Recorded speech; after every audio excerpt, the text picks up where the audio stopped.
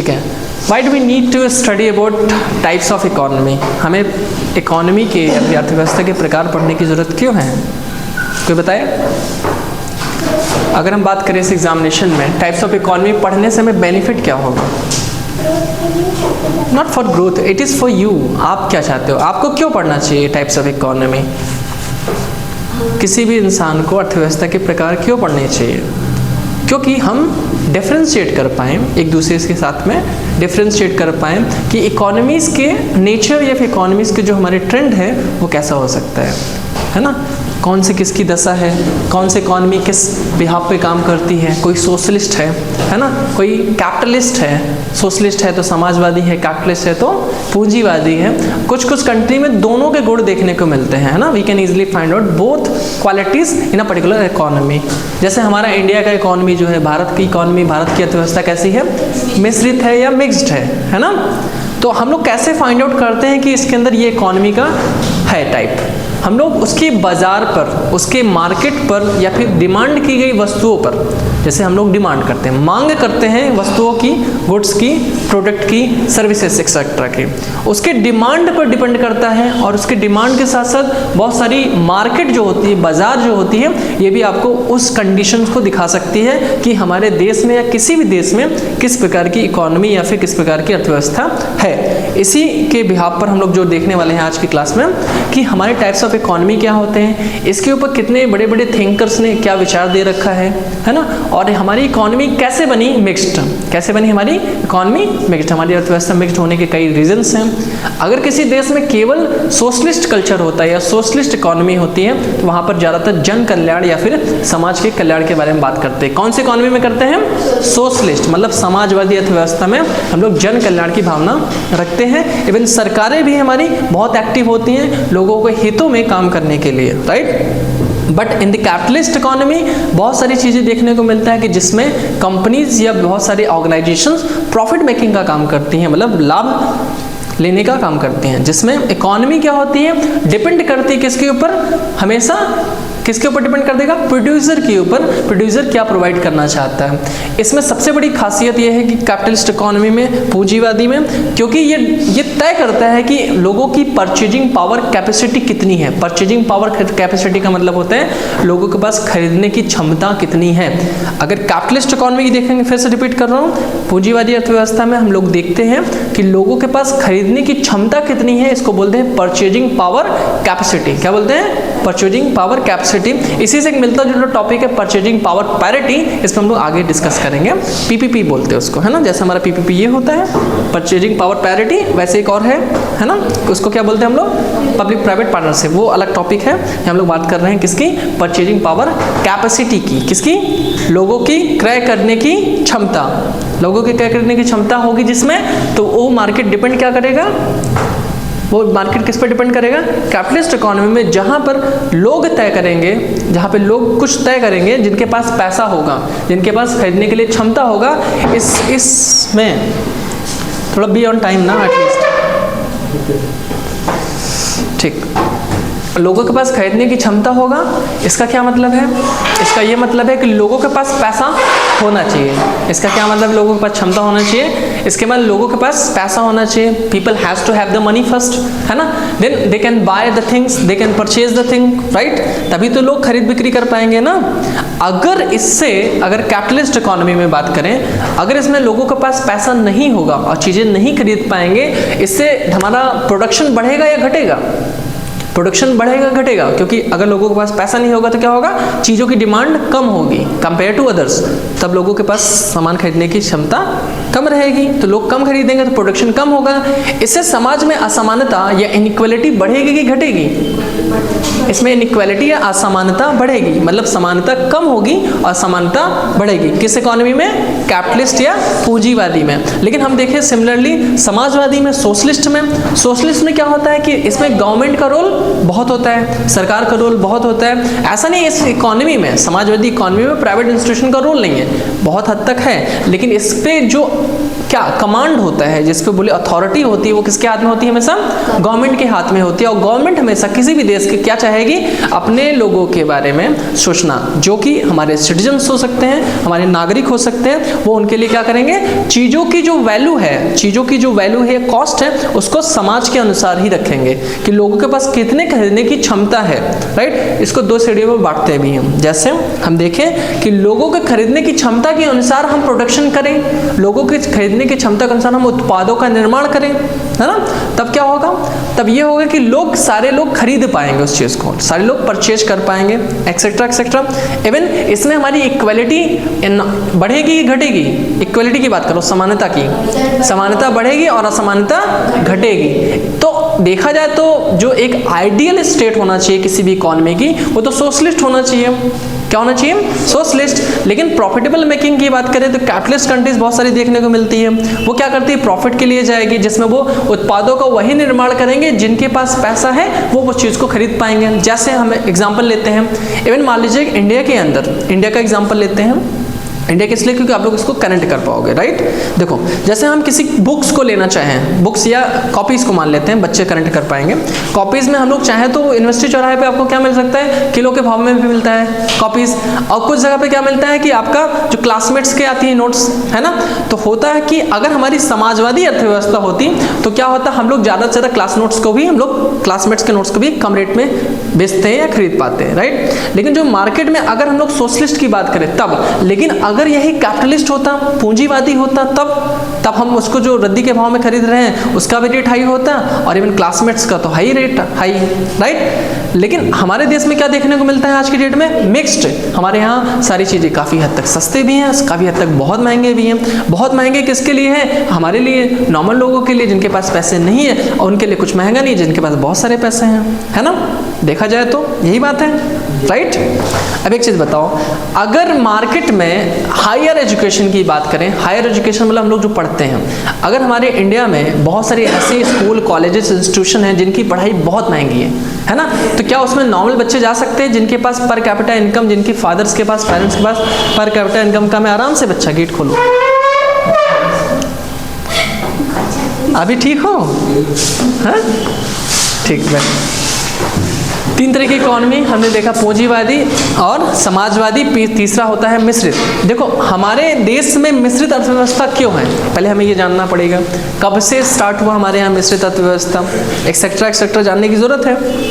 देखा जाए तो हम इससे पहले भी सोचते हैं समाजवादी अर्थव्यवस्था की प्रॉब्लम्स क्या हो सकते हैं, समाजवादी अर्थव्यवस्था की हमारी हानि या लाभ क्या हो सकते हैं, प्रॉब्लम्स या फिर इसके एडवांटेजेस क्या हो सकते हैं। आप लोग थोड़ा सोच के बताओ, मैं बताता हूँ आपको क्या हो सकती है एडवांटेजेस समाजवादी अर्थव्यवस्था की, सोशलिस्ट इकोनॉमी की। सोशलिस्ट इकोनॉमी है, इसमें जो लोग क्षमता आयोग रहेंगे उसको भी समान दिया जाएगा, उनको भी समान समझा जाएगा, अवसर दिया जाएगा, और जो पहले से योग्यता है जिसके अंदर उनको भी समान दिया जाएगा। डिफरेंस नहीं हो पाएगा यहाँ कौन किस लेवल का है। इसके नेगेटिव क्या है कुछ नेगेटिव है? हाँ सर। सोशलिस्ट इकोनॉमी जो सर हाई स्टेट जो है, हाई क्लास लोग हैं, वो और ग्रो नहीं कर पाएंगे, क्योंकि जो लोअर क्लास लोग हैं उनके पास भी इकोनॉमी इक्वली डिवाइड होगी, तो हायर क्लास लोग डेवलप नहीं कर पाएंगे। तो ये अच्छी चीज़ है किसी देश के लिए कि बुरी चीज़ है? सर जैसे एक पहलू तो सर बुरी भी है, अच्छी भी है। अगर समान रूप से देखेंगे तो अच्छी है, लेकिन डेवलप करने के लिए तो सर अभी पॉइंट है कि किसी भी कंट्री को डेवलप करने के लिए, ग्रो करने के लिए हमें, है ना, उसका डिसएडवांटेज होगा सोशलिस्ट कंट्री में। कोई बताओ disadvantage, Alok, disadvantage of the socialist economy? Sir work delay हो जाएगा, वर्क डिले हो सकता है, very good. Disadvantage socialist Samajwadi अर्थव्यवस्था के अंदर नहीं? सौरभ? बहुत बढ़िया तरीके से मतलब मॉडर्नाइजेशन पे हमारा थोड़ा सा डिले हो जाएगा, ठीक है। प्रीति बताओ, समाजवादी अर्थव्यवस्था में हमारा किस प्रकार से देखा जाए इकॉनमी में प्रॉफिट है, एडवांटेजेस बनते हैं हमें। कैसे हमें समाजवादी अर्थव्यवस्था में हमें बहुत अच्छी चीज़ें देखने को मिलती है, पॉजिटिव चीज़ें बताइए, सकारात्मक चीज़ें। वेट, सोचो, मैं आता हूँ, आप बताओ अनु, सोच के देखो समाजवादी अर्थव्यवस्था में हमें कैसे चीज़ें देखने को मिलती है। अगर पॉजिटिव देखने की कोशिश करें, लोगों में समानता बढ़ेगी, इनइक्वालिटी की जगह इक्वालिटी बढ़ने के चांसेस बनेंगे, लोगों के लॉ एंड ऑर्डर्स मेंटेन होने स्टार्ट होगा, है ना। लोगों के पास अगर समाज में इक्वल ट्रीटमेंट होगा तो लोगों के पास रीच जो होगी किसका, संसाधनों का, बहुत आसानी से मिल सकेगा। संसाधन में बहुत सारी तरीके के संसाधन हो सकते हैं। आप बताओ प्रॉफिट,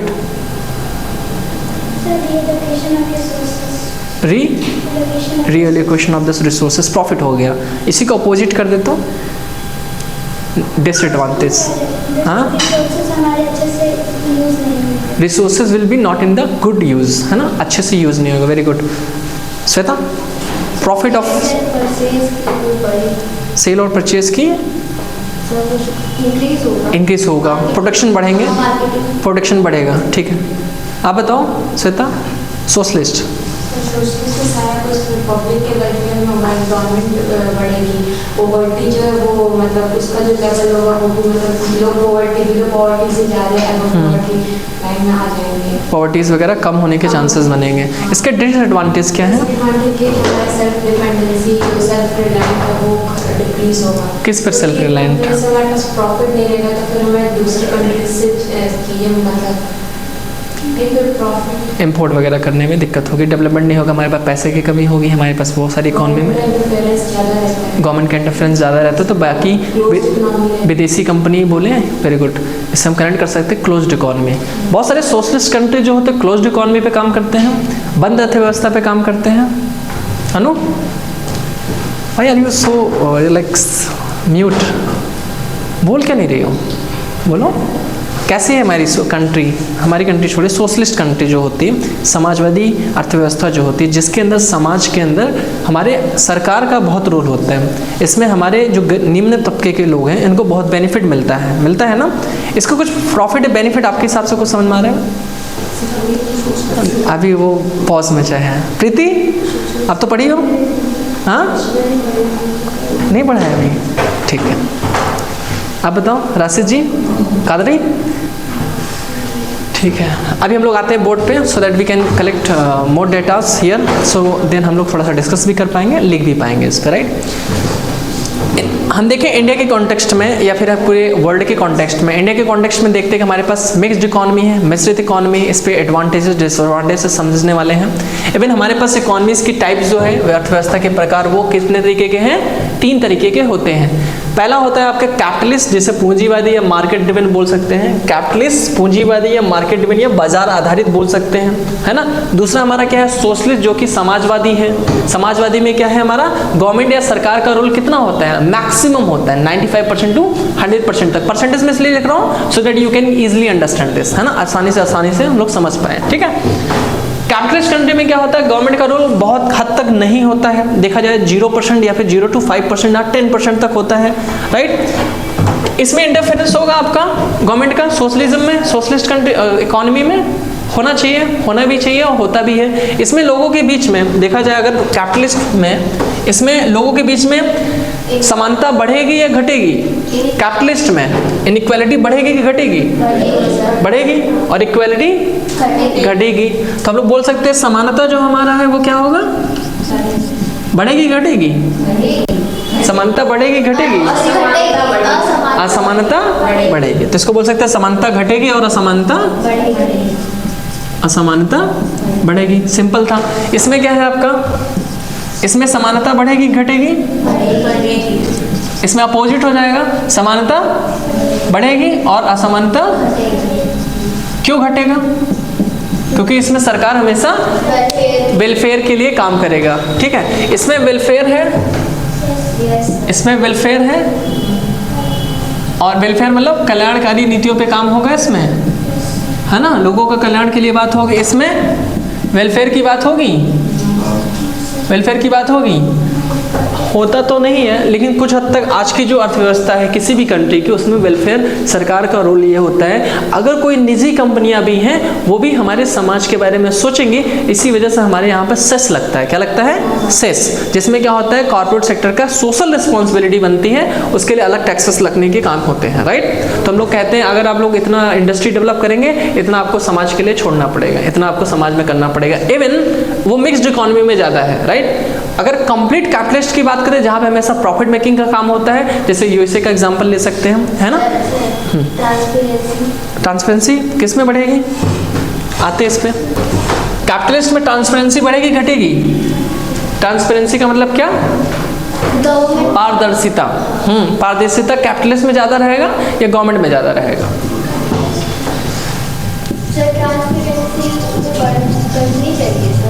किस में? पारदर्शिता इसमें बढ़ेगी घटेगी? इसमें बढ़ेगी। इसमें क्यों बढ़ेगा? सोच के देखो। अगर लोगों के पास इनकम ज़्यादा होगा, कैपिटलिस्ट होगी, जब प्रॉफिट मेकिंग पर काम करेंगे, इनका जो पेज होगा, इनका जो वो होगा, लेजर होगा, सीट्स होंगे, डेबिट एंड क्रेडिट का, ये सब कहाँ हो, क्या होगा? ऑन द पेपर होगा। लोगों के बेस में पता होगा कहाँ पे कितना पैसा खत्म हुआ, कहाँ पे क्या गया, एक्सेट्रा एक्सेट्रा। लेकिन देखा जाए तो सोशलिस्ट कंट्री में पारदर्शिता कम देखने को मिलती है। उसका रीज़न क्या है? लोगों का कहना होता है कि ये पैसा यहाँ हमने इन्वेस्ट किया, ये पैसा हमने यहाँ इन्वेस्ट किया, उसका बहुत अच्छे हद तक लेखा जोखा नहीं हो पाता है, क्योंकि हमेशा हम लोग बात करते हैं वेलफेयर ऑफ दी सोसाइटी की। लोगों ने कहा कि इतना पैसा हमने यहाँ खर्चा किया है, अब इसके लिए हम क्या प्रूफ दें? क्योंकि अगर कैपिटलिस्ट कंट्री की बात करें, इनके पास कंपोनेंट होते हैं, कंटेंट होते हैं बताने के लिए कि हम लोग कहाँ कितना पैसा खर्चा किए हैं। लेकिन हमारा समाज वाली व्यवस्था में क्या होता है, बहुत सारे ऐसे एक्टिविटीज़ होते हैं जिसमें पैसा खर्चा होता है, जिसमें लोगों को बताने के लिए ये नहीं होता कि हमने पैसा कहाँ खर्चे किए हैं, राइट। इसमें कहती है सरकार कि हमने यहाँ पैसा खर्चा किया, हमने यहाँ खर्चा किया। सरकार के अंदर जितनी भी बॉडीज गवर्नमेंट की होती है, सरकारी संस्थान होती हैं, वो भी पैसा इधर उधर खर्चे करते रहते हैं ना। इनकी अंदर पारदर्शिता होती है, लेकिन काफ़ी हद तक उतनी सुचारू रूप से नहीं होती है। Transparency is below. पर सर गवर्नमेंट, लोगों को पता तो होता है कि गवर्नमेंट क्या कर रही है, तो लोगों को पता होता है गवर्नमेंट क्या कर रही है, बट गवर्नमेंट के द्वारा बताए गए टाइम्स में, जैसे अभी इंडिया का अर्थव्यवस्था क्या है, अभी ऑन कैमरा नहीं बोलना है, ठीक है। देखो क्या होता है आज के डेट में, देखा जाए जो सरकारें बोलती हैं कि हमने ये किया, हमने वो किया, हमने ऐसा किया, इतने करोड़ किसानों के लिए इतना किया, इतने महिलाओं के लिए इतना किया, सब कुछ ऑन द पेपर नहीं है, बट उनके एड में है, एडवर्टीजमेंट में है कि हमने इतना लोगों को किया, राइट। तो वो क्या है कि बताने के लिए तो हमने इतना पैसा सब कुछ किया, और लेकिन उसमें कितना इकोनॉमी में गमन किया जाता है, कितने पैसे हटा दिए जाते हैं, कितने पैसे, उसका लेखा जोखा बहुत सुचारू रूप से नहीं होता, बट ऑन द पेपर होता है, बता देते हैं। लेकिन उसकी ट्रांसपेरेंसी उतनी हद तक, उनकी पारदर्शिता उतने हद तक नहीं होती है ना। मतलब नहीं है, क्या है? मिक्स्ड इकोनॉमी में ट्रांसपेरेंसी, मिक्स्ड इकोनॉमी में ट्रांसपेरेंसी है भी नहीं भी है, अभी बात करते हैं उसकी। अभी बताओ हमारे पास इसमें गवर्नमेंट का इंटरफेरेंस है ना। कैपिटलिस्ट कंट्री के अलावा, कैपिटलिस्ट में क्या है कि इंटरफेरेंस ना के बराबर है, लेकिन सोशलिस्ट कंट्री में इंटरफेरेंस काफ़ी हद तक है। लेकिन हम बात करें मिक्स्ड इकोनॉमी के अंदर, मिश्रित, जिसमें हमारा सोशलिज्म और कैपिटलिज्म दोनों की माइंडसेट देखने को मिलते हैं। किसके? कैपिटलिज्म का और सोशलिज्म का। इसके अंदर में हमारा सरकार का रोल है कुछ, सरकार का रोल है कुछ हद तक। जितने भी PSUs बॉडी होंगे, किसके? PSUs पब्लिक सेक्टर यूनिट्स होंगे, सरकारी संस्थान होंगे, उस पर किसका दबदबा होगा?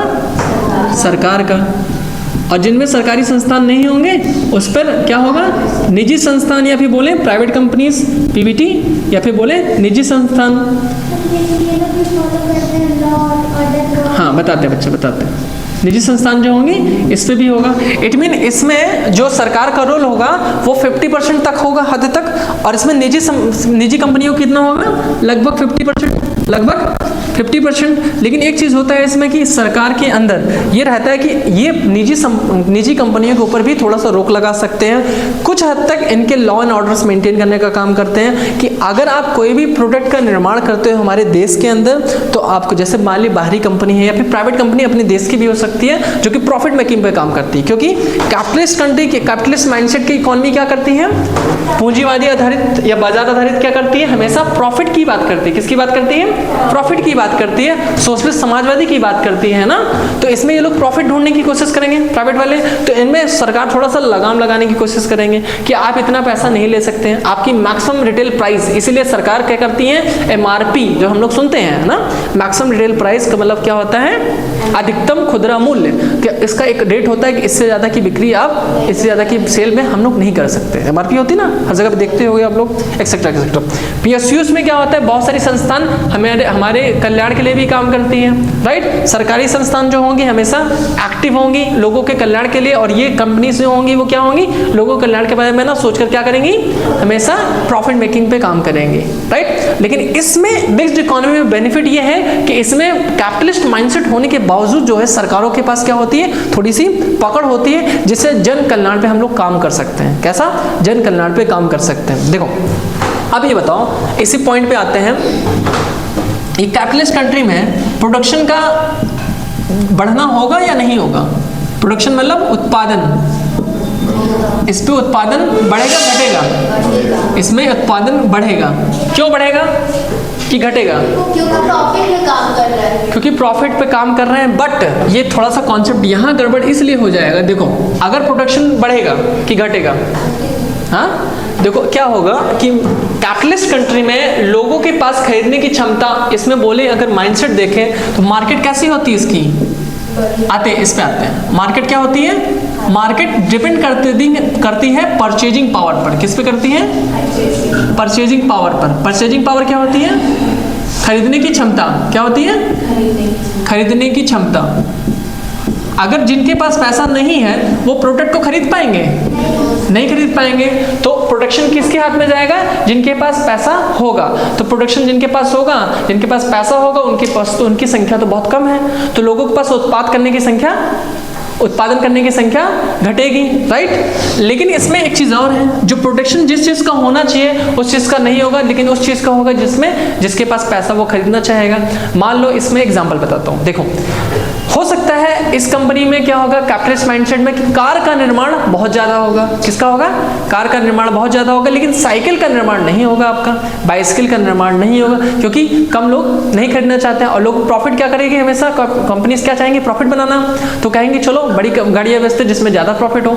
साइकिल बेचता है कोई कंपनी, मान लो उसको 5000 की साइकिल है, तो उसको मान लो 500 की प्रॉफिट होती है, उसने कहा कि चलो हटाओ 5000 की जगह हम लोग कितना पाए, 500 रुपए प्रॉफिट पाए, लमसम कितना पाए, 10% की प्रॉफिट पाया ना। उन्होंने कहा नहीं, हम 10% की प्रॉफिट नहीं लेंगे, हम लेंगे 5 लाख की गाड़ी बनाकर उसमें कितना प्रॉफिट लेंगे, 10% लेंगे, लेकिन उनको बेनिफिट क्या होगा, ज्यादा होगा कि नहीं होगा, कितना होगा, अगर 5 लाख की गाड़ी में होगा 10% तो लगभग 50,000 रुपए। तो एक यूनिट बेचने पर, एक सामान बेचने पर, साइकिल बेचने पर कितना पैसा मिल रहा है, 5,000, और एक कार बेचने में कितना मिल रहा है, 50,000। तो क्या करेगी कंपनीज, बड़ी गाड़ियों को बेचना स्टार्ट करेंगी, एक यूनिट बेचना, राइट। तो छोटे लोगों को नहीं ध्यान रखा जाएगा, ऐसा होता है। तो कैपिटलिस्ट इकोनॉमी क्या होगी, हमेशा बाजार आधारित होगी, जिनके पास खरीदने की क्षमता है, पावर कैपेसिटी है, वो उन्हीं के लिए प्रोडक्ट बनाने का काम करेंगे। तो हमारा प्रोडक्शन क्या होगा, इसमें घटेगा, अब ऐसी बातें घटेगा। एक चीज और है, इसमें रिसोर्सेज का दोहन बहुत ज्यादा होगा कि कम होगा, रिसोर्सेज का दोहन या रिसोर्सेज का मनमानी तरीके से यूज होना चालू होगा कि नहीं होगा। लोग ज़्यादा से ज़्यादा चीज़ें नहीं खरीद पाएंगे, और जिनको खरीदना होगा, जैसे मान लो कि कुछ ऐसी चीज़ें जो एनवायरमेंटल फ्रेंडली ना होकर, पर्यावरण के मतलब कि हित में ना होकर कैसे होगी, लोगों के वैसे होगी। जैसे मान लो कि जैसे आप लोग लिपस्टिक वगैरह लगाते हैं, है ना, प्रोडक्ट वगैरह जो यूज करते हैं कॉस्मेटिक का, ये सब तो देखा जाए तो कहीं ना कहीं CFC गैसेस का स्रोत है ना, CFC क्लोरोफ्लोरोकार्बन। ये क्या करती है, कहीं ना कहीं हमारे ओजोन लेयर को छिद्र करती है, उस पर होल बनाती है आगे चल के। ये छोटी छोटी चीज़ें हैं। वैसे हमारे CFC गैसेस का और भी स्रोत है, जिसमें हम लोग क्या देखते हैं, AC हो सकता है, फ्रिजेस हो सकते हैं, एक्सेट्रा एक्सेट्रा, है ना। बट कॉस्मेटिक प्रोडक्ट में भी होते हैं, यूज किया जाता है।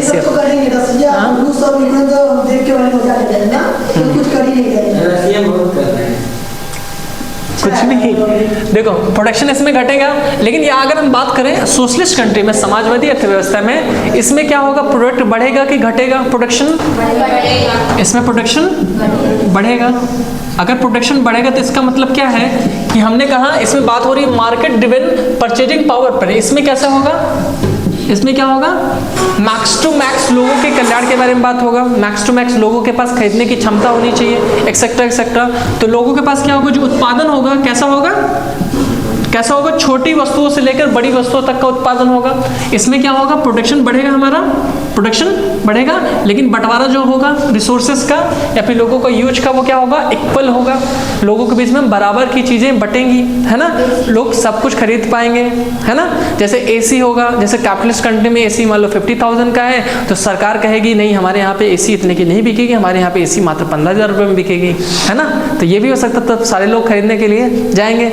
एसी का छोड़ो, लोग फैन यूज करते हैं ना, एक उषा का फैन लेने जाओगे अराउंड 1500 to 2000 के बीच में आएगा, है ना। अभी मिक्स्ड इकोनॉमी के अंदर देखने को मिलती है। कैपिटलिस्ट कंट्री में क्या होगा, पूंजीवादी अर्थव्यवस्था में हो सकता है यही फैन आपको कितने का मिलेगा, लगभग 5000 का कैपिटलिस्ट में, पूंजीवादी में। लेकिन सोशलिस्ट में देखे गवर्नमेंट ने कहा नहीं इतना पैसा नहीं लेना है आपको, तो कहेगी नहीं हम इसको 500 में बेचेंगे, तो सब लोग खरीदने के लिए योग्य होंगे ना। परचेजिंग पावर की बात नहीं होती इसमें, किसकी बात होती है, लोगों के पास सामान की बढ़ोतरी, सामान की पहुंच, है ना। जो उत्पादन होगा वो सबके बीच में इक्वली डिस्ट्रीब्यूट होगा, है ना। इतना सिंपल टॉपिक है, समझना चाहिए, है ना, बहुत ईजी है हमारे ख्याल से देखा जाए तो। इवन अगर हम वेलफेयर की बात कर रहे हैं, एक्सेट्रा की बात किया, असमानता घटेगी इसके अंदर, समानता बढ़ेगी इसके अंदर। अब आते हैं इसके सेकंड लेवल पे, पहले इस पे बात कर ले, मिक्स पे। देखो इसमें उत्पादन बढ़ेगा या घटेगा, इसमें उत्पादन बढ़ेगा कैसे और घटेगा कैसे। देखो उत्पादन तो होगा, इसमें उत्पादन बराबर होगा, देखो बराबर इसलिए लगा रहा हूं, उतना ही होगा जितनी जरूरत है। इवन इसका जो क्या, इसका जो लिमिटेड रिसोर्सेज होंगे कुछ लोगों तक ही पहुंच पाएंगे। इसका जो रिसोर्सेज का एलोकेशन है किसके पास पहुंच पाएगा, रिसोर्सेज का एलोकेशन मतलब बंटवारा कितने लोगों के पास, लिमिटेड लोगों के पास। क्योंकि देखो क्या है, मान लो सरकार ने 50% लोगों के साथ हेल्प कर दिया, लेकिन 50% लोग तो छूटेंगे ना यहाँ पर, है ना। तो इन लोगों के पास क्या होगा, रिसोर्सेज की पहुंच कम होगी, लिमिटेड होंगे, क्योंकि बहुत सारे कार्स आज के डेट में, इंडिया का एग्जांपल उठाएं मिक्स्ड इकोनॉमी में, हमारी अर्थव्यवस्था कैसी है अभी, मिक्स्ड है। तो हमारे पास सबके पास तो कार नहीं है, लेकिन देखा जाए तो हमारा लोकतांत्रिक देश है। लोकतांत्रिक देश हमेशा क्या करती है, लोगों के हित के बारे में बात करती है। जैसे लोकतंत्र का एक सिद्धांत भी है ना, डेमोक्रेसी किसे करते हैं, where for the people, of the people, by the people, लोगों के द्वारा, लोगों का और लोगों से ही हमारा लोकतंत्र बनता है ना, ठीक है, गवर्नमेंट बनती है। तो ये लोकतंत्र, हमारी जो लोकतांत्रिक गणराज्य की बात होती है, लोकतांत्रिक देश की बात होगी, इसमें लोगों के हित की बात होगी। तो क्या बोल सकते हैं हम कि हमारा देश लोकतांत्रिक है अगर हम लोग इसमें मिश्रित अर्थव्यवस्था लाते हैं तो, है ना, जिसमें गवर्नमेंट का रोल है। और हमारी अर्थव्यवस्था ऐसी है जिसमें हमेशा लोगों की हित की बात होती है, दैट इकोनॉमी इज डेमोक्रेटिक, है ना। क्या हम लोग क्या बोलेंगे, यूएसएसआर या फिर बोले रसिया क्या हमारी कंप्लीट डेमोक्रेटिक है, हाँ। अगर वो हमेशा समाज के कल्याण के बारे में बात करता है तो कैसे डेमोक्रेटिक नहीं है, हमेशा जनता के लिए करती है, जनता के द्वारा करती है, जनता से मिलकर करती है ना। तो डेमोक्रेटिक हुई ना, लोकतांत्रिक हुई कि नहीं हुई हमारी रसिया। रूस कैसा है, लोकतांत्रिक देश है मेरे ख्याल से क्या है ही। लेकिन हम यूएसए का एग्जांपल लें, यूएसए क्या लोकतांत्रिक है, लोकतांत्रिक है, लोकतांत्रिक नहीं है सर, कैपिटलिस्ट माइंडसेट है, लेकिन लोकतांत्रिक काफी हद तक उसके अंदर गुण देखने को मिलते हैं, क्योंकि बहुत सारी एक्टिविटी जो होती है लोगों से पूछकर ही किया जाता है। दैट इज वाई कि उनके पास भी खुद का सीनेट है, पार्लियामेंट है, क्या है, पार्लियामेंट है, पार्लियामेंट सीनेट बोलते हैं वहां पर, राइट। तो हमारे यहाँ पे एक पार्लियामेंट है। जब भी कभी भी एक दरबार होगा लोगों के बैठने के लिए, जब भी कोर्टयार्ड होगा किसी लोगों के बैठने के लिए, उसको हम लोग बोलेंगे सरकार द्वारा स्थापित एक तरीके का एक संसद, एक पार्लियामेंट स्थापित होगा जिसमें लोगों की बात सुनी जाती है, कही जाती है। तो हमेशा वो देश हमेशा कुछ ना कुछ अच्छे गुण लाती है लोकतांत्रिक देशों में से, है ना। जैसे हमारे देश में भी लोकतंत्र है, तो हमारे यहाँ भी संसद भवन है, हमारे यहाँ भी 2 तरीके की, है ना, सीट्स हैं, मतलब कि क्या है, सभाएं हैं। लोकतंत्र कैसा, लोकसभा और Rajya Sabha, upper house and lower house, वैसे भी वहां पर भी है, बाकी कंट्रीज में भी है। पार्लियामेंट जहां जहां पाया जाए, पार्लियामेंट का मतलब क्या है, संसद का देखा जाए तो क्या होता है, ये ऐसा संसद जहां पे लोगों के हितों के बारे में डिस्कस किया जाता है, बात किया जाता है, एक्सेट्रा एक्सेट्रा। मिक्स्ड इकोनॉमी में एक अच्छी चीज देखने को मिलती है कि यहाँ पर हमारी डेवलपमेंट बहुत अच्छे से हो सकती है लोगों के कल्याण के साथ में। इसमें जो डेवलपमेंट होगा कैसे होगा,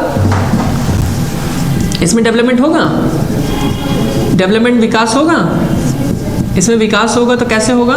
लोगों के साथ में मिलकर होगा, पीपल के साथ में मिलकर होगा। तो ये अच्छी चीज़ है, हम देख सकते हैं कि मिक्स्ड इकॉनमी हमारे लिए बहुत अच्छी है। इसमें बताओ, इसमें डेवलपमेंट होगा, इसमें डेवलपमेंट होगा, इसमें डेवलपमेंट होगा, लेकिन बहुत ही स्लो मोशन में होगा। कैसा होगा? बहुत स्लो होगा। इसको डिक्रीज भी बोल सकते हैं या फिर इसको हम बोल सकते हैं तो काफ़ी हद तक डिक्रीज भी करेगा। अगर हम लोगों की बात करेंगे, केवल बंद अर्थव्यवस्था करेंगे, एक्सेट्रा एक्सेट्रा, सोशलिज्म में ही तो होता है ना। अगर इसमें हम लोग इंक्रीजमेंट की बात करें, डेवलपमेंट की, कैसे होगी? मान लो ये सपोज ये लाइन है आपका, इसमें क्या होगा? बहुत स्लो होगा। क्या होगा? बहुत स्लो होगा। हो रहा है ना, देखो धीरे धीरे हो रहा है ना। लेकिन इसमें देखें तो क्या होगा? विकास, इसमें विकास क्या होगा? तेजी से होगा, लगभग ऐसे ऐसे ऐसे ऐसे, है ना। लेकिन अगर इसमें हम लोग बात करें डेवलपमेंट की, कैसे होगी विकास? इसमें विकास कैसे होगा भैया? सुपर फास्ट बोल सकते हैं। इसमें क्या होगा? ऐसे होगा। इकॉनमी क्या करेगी? इस तरीके से बूस्ट करेगी, है ना। करेगी कि नहीं करेगी? है ना। अगर मान लो कोई देश डिक्टेटरशिप की कैटेगरी में है, तब देखो 3 इकॉनमी तो हमने समझा। अगर कोई देश जैसे मान लो नॉर्थ कोरिया, किम जोंग, है ना, मान लो कोई देश डिक्टेटरशिप में है तो उसकी इकॉनमी कैसे होगी? बूस्ट करेगी। कैसे करेगी? डिक्टेटरशिप की कैटेगरी में क्या होता है, कोई भी देश का जो प्राइम हेड होता है हमेशा सोचता है कि आई am the head, I will not open my economy.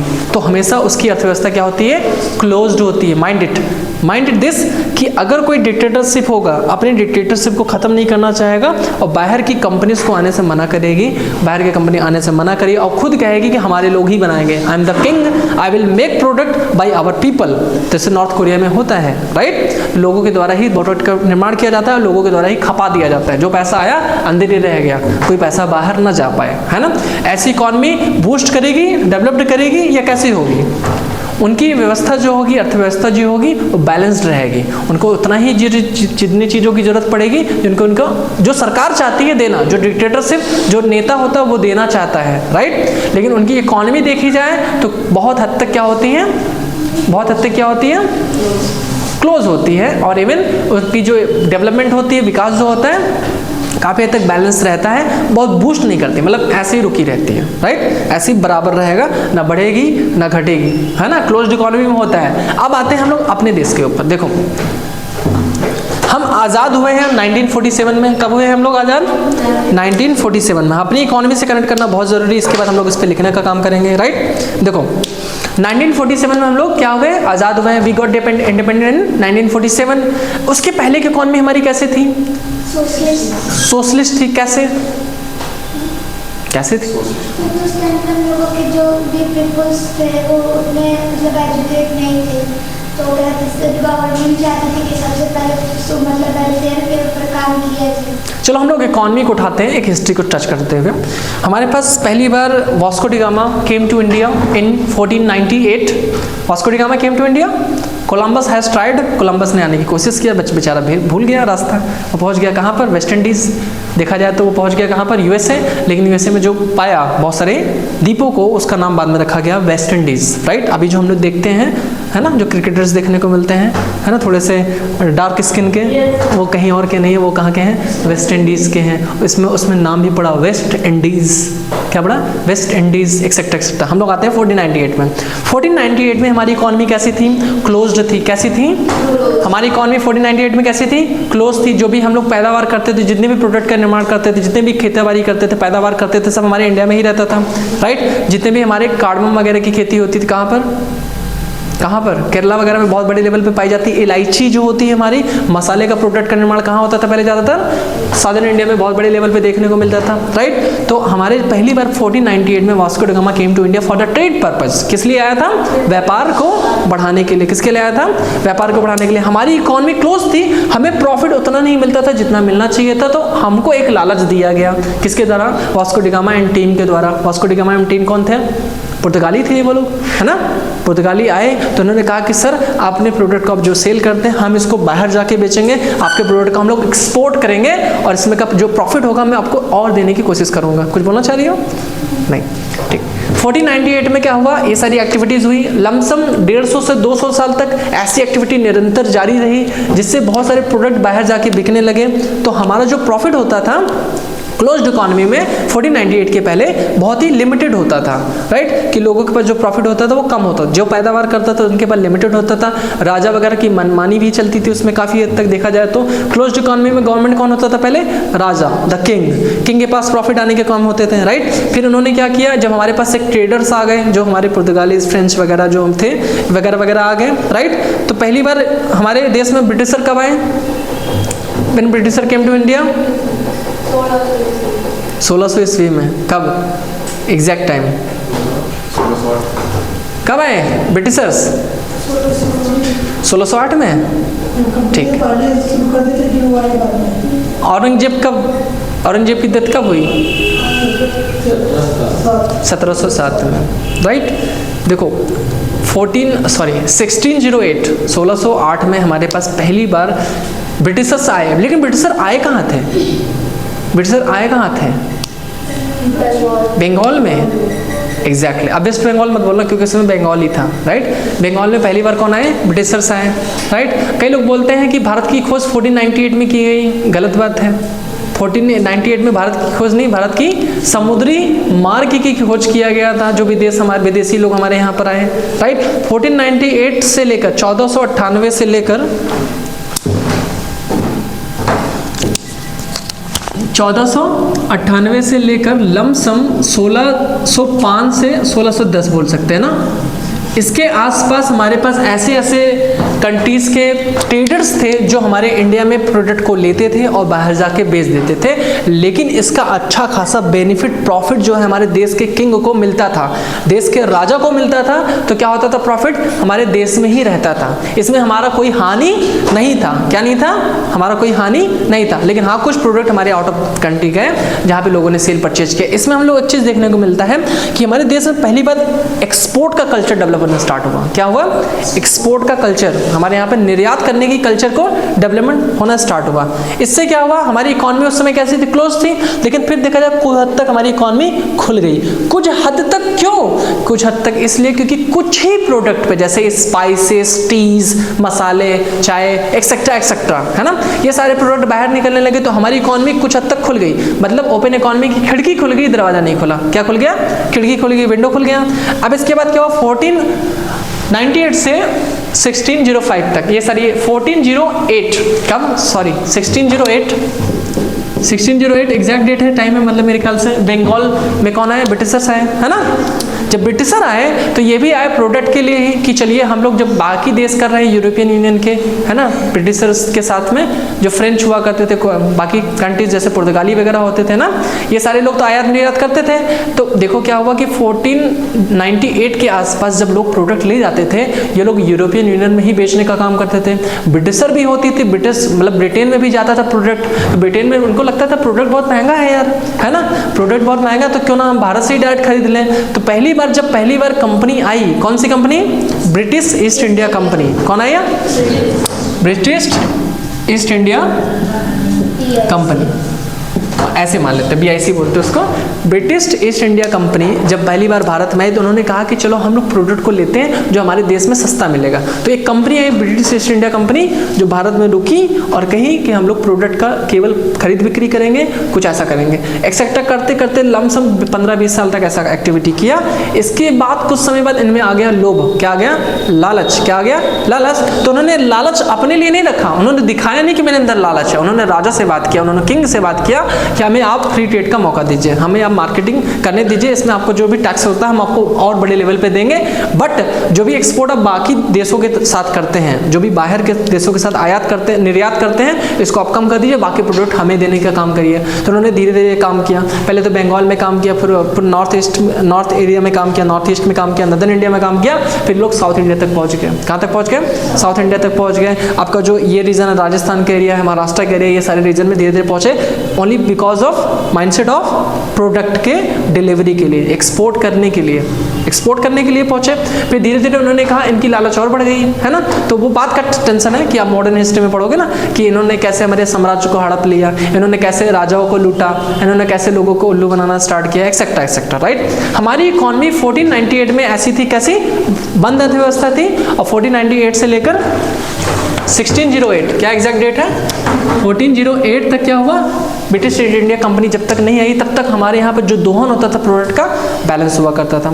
जब 1608 आया तब लोगों के पास जो पैसा था, राजाओं के पास बढ़ोतरी होना स्टार्ट हुआ, लोगों के पास बहुत सारी एक्टिविटीज़ बढ़ी, लोगों के पास नए नए तरीके के उत्पादन करने की क्षमता बढ़ी, क्योंकि पहली बार पूरे वर्ल्ड में औद्योगिक क्रांति कहाँ आई थी?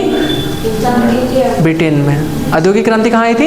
ब्रिटेन में। ब्रिटेन ने बहुत सारे औद्योगिक क्रांति से बहुत सारे बड़े अच्छे अच्छे औद्योगिक चीज़ें, प्रोडक्ट या फिर टेक्निक्स को इंडिया में लाना स्टार्ट किया, राइट। तो हमारे यहाँ उत्पादन की क्षमता बढ़ने लगी कुछ हद तक। हम लोगों ने कहा इस पे नहीं करेंगे, उसमें करेंगे। इंडस्ट्रीज डेवलप होना स्टार्ट हुआ और बहुत सारे ऐसे प्रोडक्ट का निर्माण होने लगा जो कि क्या बोलते हैं उसको, जो कि हमारे यूरोपियन यूनियन में नहीं हो सकता। तो हमारी जो अर्थव्यवस्था बोले या फिर हमारी जो मानसून सीज़न है हमारे भारत के अंदर बहुत अच्छी होती थी। हमारे यहाँ पैदावार करने की क्षमता बहुत अच्छे हद तक है। तो हम लोग ओवियम वगैरह की खेती को बढ़ावा देने लगे, है ना। ओवियम वगैरह क्या होती है? अफीम वगैरह की खेती के बढ़ावा देने लगे। ये सारे लोगों को जरूरत पड़ती है। स्पाइसेस जो कम जब का क्या होता था, पैदावार होता था, स्पाइसेस की पैदावार बढ़ाने का काम करने लगे, एक्सेट्रा एक्सेट्रा। फिर उन्होंने काम करना स्टार्ट किया कि देखो यार हमें रहना तो है और हमारे सामान की बिक्री और सेल भी करनी है, तो हमारे पास एक ऐसी चीज़ होना चाहिए जो हमारे पूरे इंडिया को कनेक्ट कर सके। तो उन्होंने रेलवे का निर्माण किया। किसका निर्माण किया? रेलवे का निर्माण किया। तो उससे फ़ायदा उनको ही होता था। रेलवे उन्होंने क्यों बनाया? क्योंकि हमारे जो भी प्रोडक्ट हैं, है ना, उनका इंडिया के अंदर ही एक जगह से दूसरे प्लेस पे ले जाना स्टार्ट करें। तो उन्होंने प्रोडक्ट का लेन देन करना स्टार्ट किया। इससे हमारा क्या हुआ? इंडस्ट्री पे जोर बढ़ा, हमारी इंडस्ट्री पे जोर बढ़ा। फिर भी हमारी इकॉनमी क्या थी? काफ़ी हद तक क्लोज थी। जो भी चीज़ें एक्टिविटी होती थी हमारे देश के अंदर ही होती थी। बाहर की चीज़ें बहुत कम आती थी इंडिया में, लेकिन हमारी प्रोडक्ट की चीज़ें बाहर बहुत तेज़ी से जाती थी ना। गेटिंग? तो ये सब लमसम चलता रहा। हम लोग आज़ाद होने तक से उसके पहले तक क्या होता था, हम लोग बहुत सारी चीज़ों को झेले। हमारे बहुत सारे प्रोडक्ट आउट ऑफ इंडिया गए, हम लोगों के ऊपर बहुत सारे प्रॉब्लम्स आए, है ना। बहुत सारी गोलियां चली, लोग शहीद हुए, बहुत सारी चीज़ें हुई, राइट। टिल 1947 तक जब तक हम लोग आज़ाद नहीं हुए तब तक हमारी इकॉनमी कैसी थी? क्लोज्ड ही देखी जाती है, लेकिन खिड़की खुला हुआ था। क्या था? खिड़की खुला हुआ था। लोग हमसे प्रोडक्ट ले जाते थे। हम लोग कुछ प्रोडक्ट को, जैसे विदेशी जो होते थे, क्या बात करें, ब्रिटिश ईस्ट इंडिया की बात करें या अमेरिकन कंपनी की बात करें, बाकी कंपनीज की बात करें, ये हमारे यहाँ से कच्चा माल उठाते थे और अपने घर में जाके बना के हम ही को लेकर बेच देते थे, है ना। तो इनकी टैक्टिस अलग थी कि हमारे यहाँ से क्या लेते थे? कपास लेते थे, अपने घर में ले जाते तो शर्ट बना देते थे बढ़िया, है ना, ब्लेजर बना दिए, कोट बना दिया और ले जाके हमारे देश में बेचना स्टार्ट कर दिए। वो अलग उनकी सिस्टम है, क्या है कैसे, उससे बाद में देखेंगे, राइट। 1908 में ये सारी एक्टिविटीज स्टार्ट हुई। टिल 1947 तक ये सारी एक्टिविटीज़ हुई। 1947 के बाद जब हम आज़ाद हुए तो भारत के देश के जो हमारे बाकी लोग थे, जितने भी कैबिनेट में थे, जितने भी लोग संसद में थे, पार्लियामेंट में थे, उन्होंने, पार्लियामेंट कैसी थी? पहले हमारा कांग्रेस का पार्लियामेंट था ना। कांग्रेस की स्थापना हुई थी हमारी 1885 में, 1885 में ए ह्यूम के हेडअप में। तो ए ह्यूम ने उनको कहा था कि चलो ऐसी चीज़ें होनी चाहिए, एक्सेट्रा एक्सेट्रा। ए ह्यूम को कई बाद में जाके गालियाँ भी पड़ी। किसने गाली दिया? क्राउन ने गालियाँ दिया था, ब्रिटिश ईस्ट इंडिया ने काम किया था कि आपने ऐसे क्यों कर दिया, कांग्रेस की स्थापना कर दी। लोगों को बैठने की जगह मिल गया, लोग मतलब जितने भी अच्छे खासे लोग थे, पढ़े लिखे लोग थे, इसमें दो ग्रुप बड़े थे बाद में, गरम दल नरम दल जैसे बोलते थे, क्या मॉडरेट ग्रुप और एक्सट्रीमिस्ट ग्रुप, दो तरह के ग्रुप बने, एक्सेट्रा एक्सेट्रा की बात है। ये सब हिस्ट्री का पोर्सन। मैं आता हूँ पॉइंट पर। 1947 में ये सारी चीज़ें हुई और 1950 में क्या हुआ, हमारी इकोनॉमी जो थी इस पर लोगों ने बात करना स्टार्ट किया। इवन हमारे अम्बेडकर जी ने, भीमराव अम्बेडकर जी ने सोचा अगर हमारी इकोनॉमी बूस्ट करती है, अरे इकोनॉमी हमारी अर्थव्यवस्था सही होती है तो क्या हमारे संविधान में इसका जिक्र है? तो उन्होंने हेडिंग डाली आर्टिकल नंबर 112 के अंदर उन्होंने बात किया कि हमारे देश में एक वित्तीय क्या होगा, विवरण को पेश किया जाएगा एनुअली, मतलब वार्षिक तौर पे हमारे देश में ऐसा चीजें हुआ। इसके साथ 2-3 आर्टिकल्स को और जोड़ा गया। अभी हम लोग बात कर रहे हैं 112 जो भी वित्तीय, किसकी बात करता है? वित्तीय वार्षिक वित्तीय बजट नहीं, बजट तो उसका नाम मान लेते, बजट का उल्लेख कहीं नहीं है संविधान में, लेकिन वित्तीय विवरण का उल्लेख है कि वार्षिक तौर पे हम लोग ऐसा ऐसा करेंगे, ठीक है। अब बात होती है 1950 की। देखो पहली बार नेहरू जी ने क्या किया, पहली बार इन्होंने इकोनॉमी के बारे में सोचना स्टार्ट किया, तो उन्होंने मेंशन किया कि we will develop 5 year plan. क्या किया उन्होंने? 5 ईयर प्लान की बात किया। अभी हमारी इकोनॉमी कैसी है?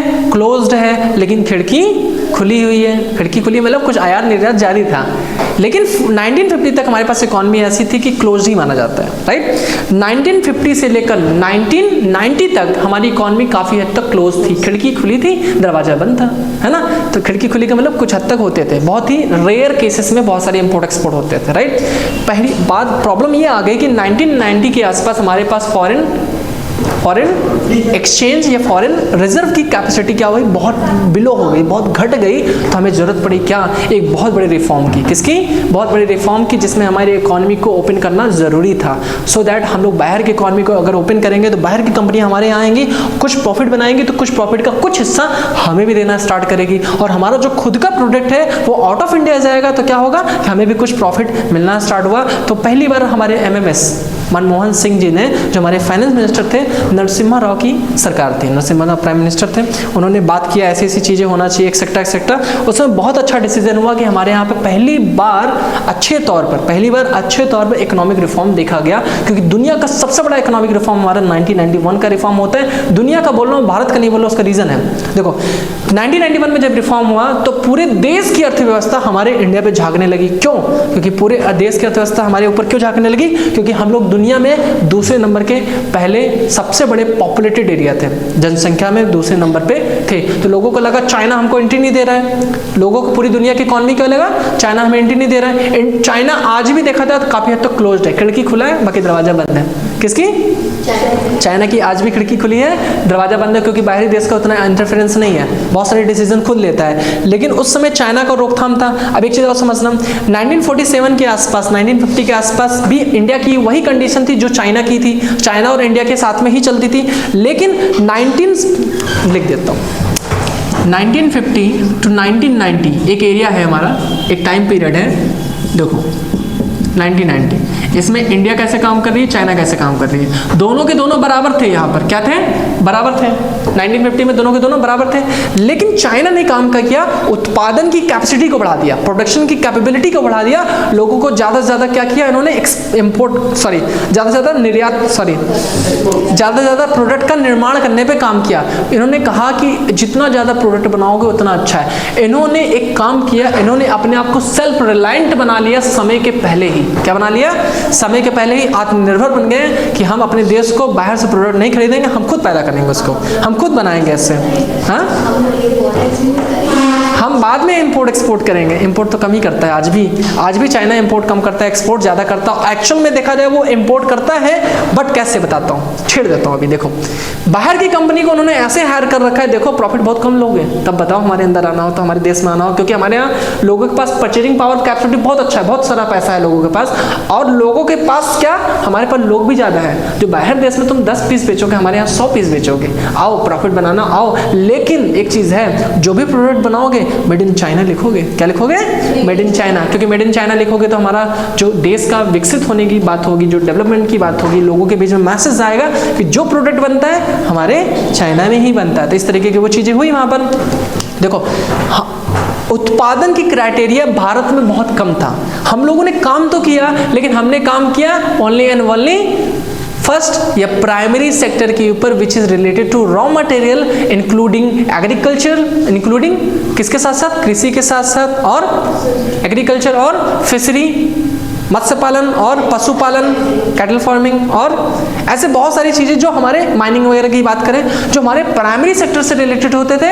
लेकिन चाइना ने क्या किया, प्राइमरी सेक्टर पे काम तो किया ही किया, इन्होंने सेकेंडरी सेक्टर पे भी काम किया, और इन्होंने टर्सरी सेक्टर पे भी काम कर दिया। हमारे यहाँ टर्सरी सेक्टर में उन्होंने स्पेस मिशन वगैरह पे काम करना स्टार्ट किया, बहुत सारी एक्टिविटीज़ जो सेवाओं से रिलेटेड थी उन्होंने स्टार्ट कर दिया। बट हमारा देश काफ़ी हद तक पिछड़ा था। क्यों? क्योंकि इसमें सरकार का इंटरफेरेंस बहुत था, क्योंकि हमारी देश कैसी थी, डेमोक्रेटिक थी, सोशलिस्ट थी, समाजवादी अर्थव्यवस्था की तरह सोचती थी। तो लोगों के बीच क्या करती थी हमेशा कि लोगों के कल्याण के बारे में बात करती। प्रॉफिट बहुत कम था। प्रॉफिट जहाँ कम होगा वहाँ पे क्या होगा, डेवलपमेंट स्लो होगा। प्रॉफिट जहाँ पे कम होगा, डेवलपमेंट स्लो होगा। इंडस्ट्रियल पे था, बताता हूँ, इसीलिए रुको तो। जब हमारा पहला 5 ईयर प्लान आया तो हमने एग्रीकल्चर पे काम किया, सेकंड इंडस्ट्रियलाइजेशन पे काम किया, बट वो सक्सेस नहीं हो पाई। करने की कोशिश तो किया, सक्सेस क्यों नहीं हो पाई? क्योंकि हमारे पास पास उतना रिसोर्सेज नहीं थे, रिसोर्सेज थे लेकिन रिसोर्सेज का यूज करना नहीं आता था। देखो हमारे पास बहुत प्रोडक्ट थे ज़मीन के अंदर, हमारे पास बहुत सारे कोल माइनिंग वगैरह होते थे, लेकिन हमारे पास प्रोडक्ट ही नहीं है, किससे निकाल ले बाहर, है ना। हमारे पास आज भी पेट्रोल डीजल वगैरह है, लेकिन हम लोग नहीं निकाल पाते क्योंकि हमारे पास टेक्निक्स ही नहीं है, ट्रस्ट मी नहीं है। अगर चल रहा है काम, अडानी अंबानी इसी में लगे हैं, अडानी अंबानी इसी में लगे हैं, जो रिसोर्सेज हम लोग बाहर से इंपोर्ट करते हैं अब हम लोग एक्सपोर्ट करने की भी कोशिश करेंगे। यूएसए ने क्या किया, यूएसए का दिमाग देखना यहाँ पर, मैं यहाँ से कनेक्ट कर रहा हूँ। यूएसए के पास बहुत सारे क्या हैं, रिसोर्सेज है। कैसे रिसोर्सेज है उनके पास, नेचुरल रिसोर्सेज है, लेकिन यूएसए ज़्यादा यूज़ नहीं करती है। कहते हैं नहीं अभी हम नहीं यूज करेंगे क्योंकि हमें सस्टेनेबल डेवलपमेंट पे काम करना है, आने वाले 500 साल के बाद यूज करेंगे। अभी वो क्या करती है, अफ्रीका से इम्पोर्ट कर लेती है, कहते हैं बाहर की चीज़ें खरीद लेंगे, अपने देश की चीज़ें बाद में हम करेंगे यूज भी करेंगे और लोगों को बेचेंगे भी, लेकिन जस्ट 5 गुने दाम पर, है ना। इंडिया भी सेम कैटेगरी में है, इंडिया के पास पहले टेक्निक्स नहीं थी, है ना। अब इंडिया को टेक्निक पता चल गया है, लेकिन इंडिया भी रुकी हुई है। अपने देश में बहुत सारी नेचुरल रिसोर्सेज हैं, लेकिन government is not using because, क्योंकि आगे अगर अभी यूज करना स्टार्ट करेंगे, दोहन जिसे बोलते हैं, जैसे हमारे कोल माइनिंग वगैरह होता है, ये भी तो दोहन ही है ना नेचुरल रिसोर्सेज का, है कि नहीं है। हम लोग आगे यहाँ पे पेट्रोल डीजल वगैरह निकालने भी लगे, काफ़ी हद तक है, लेकिन बहुत कम मात्रा में है। हमारी जो कोयले की जो क्वालिटी है बहुत अच्छा नहीं है, लेकिन कुछ एरिया में बहुत अच्छा है, कुछ एरिया में बहुत अच्छा है, ये अलग मैटर है आपका। औद्योगिक क्रांति स्टार्ट हुई बट विफल हो गई, फेल हो गया, उसके कई बहुत सारे रीजंस थे, राइट। चाइना ने बहुत अच्छे से डेवलपमेंट किया, प्राइमरी सेकेंडरी टर्सरी तीनों सेक्टर पे काम किया, लेकिन इंडिया काफ़ी हद तक सक्सेसफुल रही, किस सेक्टर में, प्राइमरी सेक्टर में। बाकी सेकेंडरी में उतने अच्छे से काम नहीं कर पाई, टर्सरी काफ़ी हद तक क्लोज था, निल्य था, टर्सरी पे भारत सरकार कभी भी ध्यान नहीं दे पाई बिफोर द 1990, है ना। 1991 में एक ऐसा चमत्कार हुआ एमएमएस के थ्रू, मतलब मनमोहन सिंह सरकार के थ्रू। मनमोहन सिंह सरकार ने क्या किया कि इन्होंने इकॉनमी को ओपन करने की बात कही, लेकिन ओपन कौन किया, क्या हुआ, नरसिम्हा राव की कमेटी, नरसिम्हा राव की जो सरकार थी, नरसिम्हा राव ने उनमें फाइनल मोहर लगाया, ठीक है आज के बाद हमारी इकॉनमी कैसे काम करेगी, ओपन नहीं होगी, ओपन तो नहीं होगी, लेकिन हमारी इकॉनमी कैसे काम करेगी, 3 पैरामीटर पर। कैसे काम करेगी, 3 पैरामीटर पे, जिसको बोलेंगे निजीकरण, प्राइवेटाइजेशन, ग्लोबलाइजेशन, वैश्वीकरण, और तीसरा उदारीकरण, जिसे बोलेंगे लिबरलाइजेशन, है ना। लिबरल भी रहेगी हमारी इकॉनमी, और हमारी इकॉनमी निजीकरण में भी रहेगी, मतलब लिबरल मतलब उदार भी रहेगी, निजी भी रहेगी और ग्लोबल भी रहेगी। इसमें सरकार का इंटरफेरेंस होगा। सरकार का इंटरफेरेंस क्यों नहीं होगा, इसी चीज को हम लोग बोलते हैं लाल फीता शाही। क्या बोलते हैं, लाल फीता शाही, जिसमें सरकार की कमांड होती है, सरकार कहती है कोई भी एक्टिव इकोनॉमी करोगे हमारी मोहर लगाओ, हमारी ऐसी चीजें करो, वैसे कियो। That is the only reason 1991 से लेकर 1998 तक, कब से कब तक, 1991 से लेकर 1998 तक क्या हुआ, हमारी इकोनॉमी उतने अच्छे तक ग्रो नहीं कर पाई, बिकॉज हमारे यहाँ पे बहुत सारे सिस्टम थे। सरकार कहती थी देखो यार कोई भी प्रोडक्ट आएगा, कोई भी कंपनी आएगी, पहले हम सब यहाँ से कागज़ बनवा के जाएगी। बहुत बड़ा प्रोसीजर होता था कि ये कागज़ बनाओ, वो कागज़ बनाओ, ऐसा करो। बहुत सारी कंपनियाँ अट्रैक्ट नहीं हो पाई, कुछ कंपनियाँ आई जो कि डेवलप नहीं कर पाई, क्योंकि लोगों के पास जो पैशन था, जो काम करने की लाइफ स्टाइल थी, लोगों की जो प्रोडक्ट खरीदने की लाइफ स्टाइल थी, कैसी थी, नैरोड थी। लोग इतने इकोनॉमी में नहीं गए, लोग इतना प्रोडक्ट नहीं खरीदते थे, जो बाहर की कंपनियां आना स्टार्ट हुई। देखा होगा कई लोगों ने, प्रिया वगैरह की मोटरसाइकिल आती थी, स्कूटर आता था पहले, लोग इतना नहीं खरीदते थे, लोग कहते हैं चलो यार खरीद लेते हैं, एक्सेट्रा एक्सेट्रा। बात हो रही है 1991 की, है ना। मेरे पापा की शादी हुई थी 1991 में, तब आई थी प्रिया की स्कूटर, पहली लॉन्च हुआ था। पापा हमारे यहाँ पे आज भी था, मतलब मेरे ख्याल से 2004 तक था, फिर उसको सेल कर दिया गया था। प्रिया की स्कूटर आती थी, वो इंडिया की ही कंपनी थी, लेकिन प्राइवेट कंपनी थी, जिसमें क्या करती थी इंडिया की कंपनी, स्कूटर बनाने में काम है, लेकिन टेक्निक कहाँ का था, विदेशी था, टेक्निक विदेशी था। बहुत सारी चीज़ को अरेंज किया, डबल सीटर होती थी, एक्सेट्रा, आगे स्पेस होती थी, है ना, मोटा सा होता था 2 हैंडल, और तो आज भी होता है 2 हैंडल, है ना। ठीक है, फाइन। देखो 1991 से 1998 तक क्या हुआ कि अभी देखो लोग जजमेंटल थे, लोग मतलब कंट्रीज की इकोनॉमी, जो बाहर देश की क्या थी, हमारी कंपनीज थी, जजमेंटल थे। ये भारत है, ये क्या करेगा, इसके पास कुछ नहीं है, लोग कुछ नहीं करते, इनसे पैसों से नहीं कमा पाएंगे हम लोग, है ना। कहती थी we will not be able to take money, make money from this particular country because they have no such sense to buying power capacity. वो सोचते थे इनके पास परचेजिंग पावर कैपेसिटी नहीं है, कुछ खरीद नहीं पाएंगे। तो 1998 तक लोगों को क्या लगता था, भारत एक ऐसा देश है जिनके पास इतनी कैपेसिटी नहीं जो हमको प्रॉफिट दे सके। तो 1998 में एक बवाल हो गया, बवाल मतलब एक खतरनाक एक्टिविटी हो गई। तो लोगों ने कहा ऐसी बात है, सरकार ने कहा ऐसी बात है, लोगों ने कहा ऐसी बात है, ठीक है। तो लोगों ने कहा कि हम करेंगे परमाणु परीक्षण। क्या करेंगे? परमाणु परीक्षण। तो पहली बार भारत के देश में क्या हुआ? 1998 में परमाणु टेस्ट हुआ, मतलब क्या हुआ? एटम टेस्ट हुआ ना, परमाणु परीक्षण पोखरण में। हाँ, साइकिल से लेके गए थे, है ना, मिसाइल की बात कर रहे थे, दूसरी चीज़ है। देखो हाँ, 1998 में जब ये सारी एक्टिविटीज़ हुई, वही बात है, वो साइकिल से लेके गए थे परमाणु मटेरियल के लिए। कैची, कैची कहते हैं साइकिल को कैची कहते हैं, कैची में चला के। 1998 में एक्टिविटी हुई तो लोगों का क्या हुआ कि जो सोए हुए थे वो जागृत हो गए कि नहीं, इंडिया में है दम, इंडिया में है दम। क्योंकि जो परमाणु अटैक की बात होती है, परमाणु अटैक किस लिए बात होती थी? अगर किसी ने हम पर हमला किया, हम उनको छोड़ेंगे नहीं, उनको बख्शेंगे नहीं। इस तरीके की माइंडसेट डेवलप होना स्टार्ट हुआ कि India is what? Self reliant in the field of defence के लिए हम सुरक्षा कर सकते हैं अपनी। तब पहली बार बात हुई कि जो हम लोग बार बार सॉवरेनिटी की बात करते हैं, संप्रभुता की बात करते हैं, तब ये प्रूफ हो गया कि हम अपनी बॉर्डर की सुरक्षा कर सकते हैं। तो बाहर के देश से डरे भी, और बाहर के देश डरे, लेकिन कंपनियां क्या हुई, थोड़ा सा लगा यार ठीक है, अच्छी देश है, ऐसा करेंगे। तो पहली बार 1999 में हमारे यहाँ मोबाइल फ़ोन, सेल फोन वगैरह की चीज़ें स्टार्ट हुई। तो 2G देखने को मिलता है, टेलीफोन वगैरह की चीज़ें। पहले टेलीफोन था, 1G था ना, जिसमें तार लपेटा होता। मैंने कहा ना, खिड़की खुली थी तो बाहर की चीज़ें आती थी, लेकिन बहुत कम मात्रा में आता था। तो 2G आया पहली बार 1999 के आसपास। तो लोगों के पास फ़ोन देखने को मिला, कौन सा? रिलायंस का डंडी लगी रहती थी ऊपर, है ना, टावर देखने के लिए, एक्सेट्रा है ना। देखा है? किसने देखा है? काफ़ी हद तक देखा होगा। तब लोगों ने, बाहरी देशों ने हमारे एंट्री करना स्टार्ट किया। ओपन, अगर हम कायदे से बात करें, हमारी इकॉनमी एग्जैक्टली कब ओपन हुई है? 1999 के आसपास, है ना। 1999, हम पूरा हिस्ट्री बताते थे आज की क्लास में, इसके बाद हम लोग अच्छे से बात करेंगे, ठीक, लिखवाना है अभी इसको। 1999 में ये सारे कांड हुए, सारी चीज़ें एक्टिविटी हुई, भारत के देश में बहुत तेज़ी से बढ़ोतरी हुई, लोग आना स्टार्ट किए, बड़ी बड़ी कंपनियां आना स्टार्ट की। उसमें देखते होगे एयरसेल, डोकोमो, पता नहीं कहाँ से फलगाना ढिमकाना सब आ गए, है ना, Coca Cola, Thums Up, Pepsi सब आ गए यहाँ पर, राइट। ऐसे बड़ी बड़ी कंपनियां आए, और बहुत सारे विदेशी कंपनियां जिसमें क्लॉथिंग स्टोर्स में आए, कपड़े वगैरह को लेकर, राइट, बहुत सारी चीज़ें आई। लेकिन इससे घाटा भी हुआ, इससे घाटा हुआ कि जो हमारी लघु उद्योग थे उस पर इम्पैक्ट पड़ना स्टार्ट हुआ। जो माइक्रो इंडस्ट्री थी, छोटे छोटे, जैसे कि हमारे यहाँ पर खादी उद्योग था, है ना, लोगों के पास जो सिलाई बुनाई का काम होता था, लोग रेडीमेड खरीदने लगे। तो बाहर का जो प्रोडक्ट मशीनों से बनता था तो हमारे यहाँ पे देश में बिकने लगा। फिर वही माइंडसेट, लोग इसीलिए भी बोलते हैं ये जो नया सरकार है हमारा ना, कुछ और नहीं है, हम लोग फिर गुलाम होने वाले हैं, ऐसा बोलते हैं ना लोग। लेकिन देखा जाए तो काफ़ी हद तक ये मिक्स्ड इकोनॉमी में देखने को मिलता है। बाहर की देश जब प्रोडक्ट लेकर आएंगे तो मशीनों से बनाएंगे, तो प्रोडक्ट की कॉस्ट में भी शायद 250 रुपीज़ पड़े, लेकिन हम लोग बनाएंगे खुद से, दिन भर की लागत ही 200 रुपये दिहाड़ी हो जाती है। तो प्रोडक्ट को 50 रुपये 250 बनने को आगे हम 300 में बेचेंगे ना। तो बाहर के प्रोडक्ट क्या हुआ, बनने में ज़्यादा टाइम नहीं लगेगा, उन्होंने 200 में बेच दिया। तो कौन सा लोग खरीदेंगे? हमारे पास वैसे भी पैसा ज़्यादा नहीं है, purchasing power parity, purchasing power उतनी नहीं है। लोग कहेंगे 200 वाला खरीदेंगे, वो देखने में चिकना भी है, सफ़ेद भी है, और गोरा भी है, अच्छा से सिला हुआ है। लोग कहेंगे हाथ वाला नहीं लेंगे हम, है ना, यही हुआ ना। देखो ये सारी चीज़ें हुआ, इसको कनेक्ट करेंगे अभी मेड इन इंडिया से। कैसे कनेक्ट करेंगे? मेड इन इंडिया से। देखो बाहर की देशें इतनी ज़्यादा अट्रैक्टफुल हो गई, हमारे पास टिल 2008, कब की बात है ये? 1991 से लेकर 2008 तक, यहाँ तक कि इकॉनमी में क्या हुआ, बहुत अच्छे से ओपन हो गई। क्या हो गई? पूरी इकॉनमी कंप्लीटली ओपन होना स्टार्ट हुई, बाहर की कंपनीज आई, एक्सेट्रा एक्सेट्रा। लेकिन एक प्रॉब्लम आई 2008 में। क्या आया 2008 में प्रॉब्लम? कि हमारी यूएसए की इकॉनमी कोलैप्स कर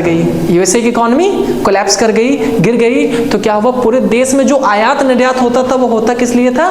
बिकॉज ऑफ अमेरिकन डॉलर की होने की वजह से अमेरिका में कोलैप्स आया, तो बहुत सारी डिस्टर्बेंस हुआ, तो हमारी इकॉनमी थोड़ा हद तक डिक्रीज हुआ, लेकिन बैलेंस हो गई, क्योंकि हमारे पास लोगों की संख्या उतनी ही थी, लोगों की संख्या बल्कि बढ़ रही थी, लोगों को उत्पादन करने की क्षमता बढ़ रही थी। बाहर के देश ने बहुत हद तक प्रॉफिट बनाया। कब से कब तक?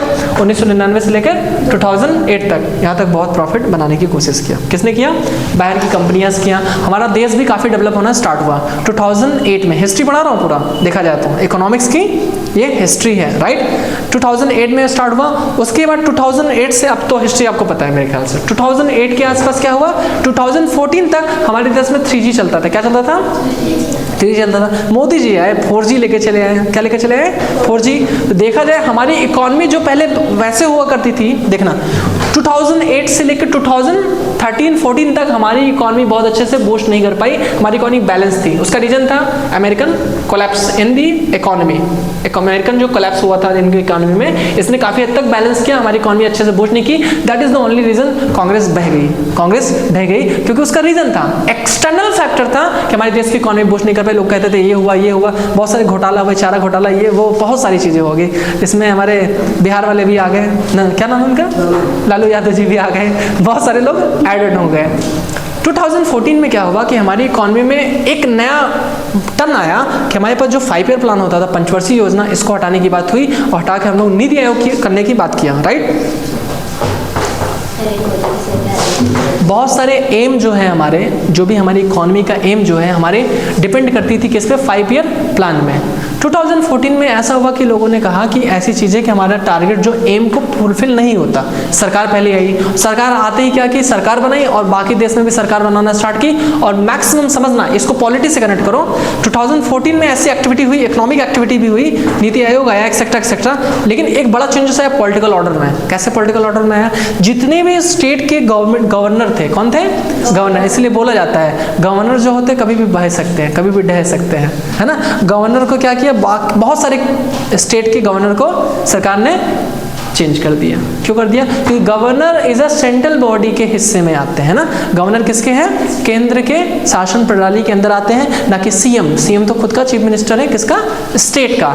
गवर्नर बदलना स्टार्ट हुआ, गवर्नर बदलना स्टार्ट हुआ तो क्या हुआ? सीएम के साथ प्रॉब्लम होना स्टार्ट हुआ, सीएम के साथ प्रॉब्लम होना स्टार्ट हुआ। इसीलिए देखा जाता है 2014 से लेकर 2024 में खड़े हैं, बाकी सारे स्टेट में आज बीजेपी का शासन है, क्योंकि गवर्नर एक बहुत बड़ा रोल अदा करता है, राइट। 1498 से हमने स्टार्ट किया, 1498 से स्टार्ट किया। हम लोग कहाँ खड़े हैं अभी? 2014 मान लेते हैं। 2008 के बाद 2014 जब मोदी गवर्नमेंट आई ना, बीजेपी में आई। अब देखो बात ये हुई कि हमारी इकॉनमी ओपन तो हो गई है, इकॉनमी हमारी ओपन हो गई ना, ठीक है। चलो अभी हमने 3 तरीके की चीज़ें पढ़ी, थोड़ा सा हमने इंडिया के हिस्ट्री के बारे में पढ़ा। इसको हम लोग एक पेज के अंदर लिख डालते हैं। क्या करते हैं? एक पेज के अंदर लिख डालते हैं। बहुत अच्छे से लिखेंगे, इससे फैक्ट बहुत आएगा। Please write it down. लिखो लिखो लिखो, नहीं लिखना है? हाँ, वी हैव मच टाइम, नहीं पढ़ाना है। हो गया, मतलब इतना लिख तो नहीं, जंप कर जाएगा पूरा, है ना। चलो समझा कुछ हद तक? देखो समझ लिया है तो ये हमारे दिमाग में है, लेकिन इसको लिख लेंगे तो हमारे पास आने वाले समय में ये कंटेंट हमारे दिमाग में रहेगा।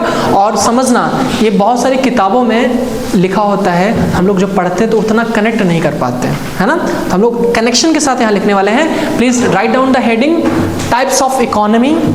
सिंपल लिखो टाइप्स ऑफ इकोनॉमी, इसके बाद लिखेंगे हेडिंग इंडियन इकोनॉमी, इसके बाद, है ना। पहले लिखेंगे टाइप्स ऑफ इकोनॉमी, बहुत अच्छे डिटेल में लिखने वाले हैं हिस्ट्री के साथ में। टाइप्स ऑफ इकोनॉमी, इसको बना लो सब लोग, इसको पूरा बना लो, टाइम लगेगा।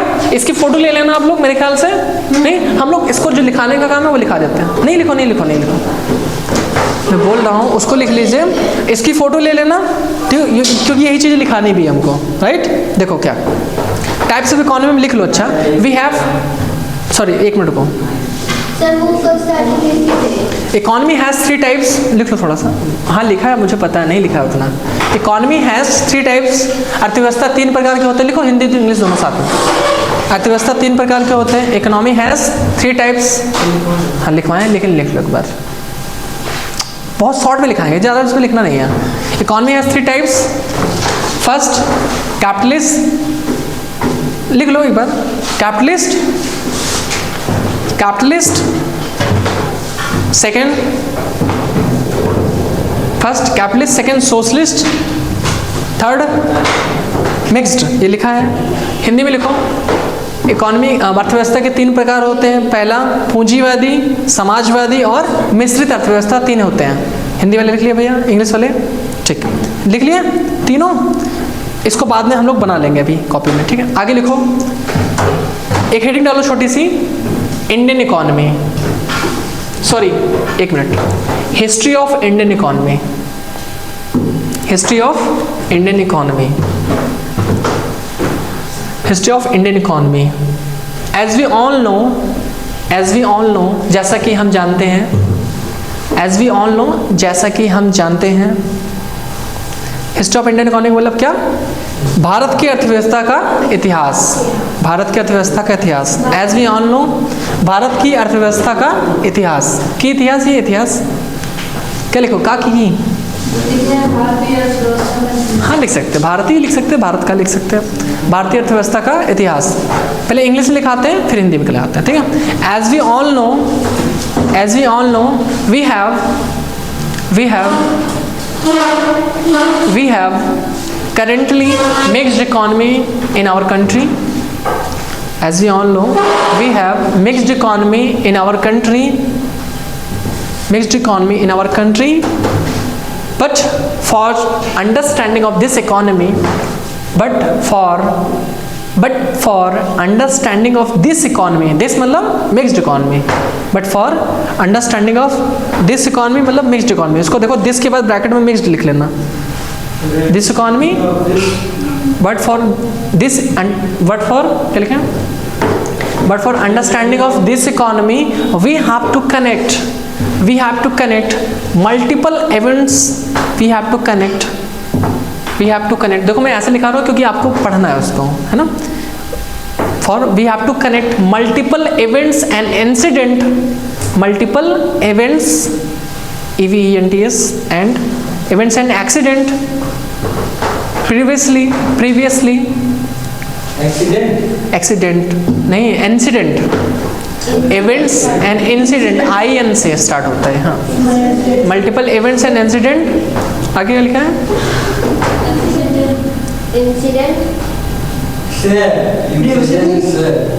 आगे क्या लिखा है? Multiple events and incident, previously, multiple event and incident previously we have dealt with DELT, we have dealt with our own economy, our own economy in the year of 1998, in the year of 1998, when first activity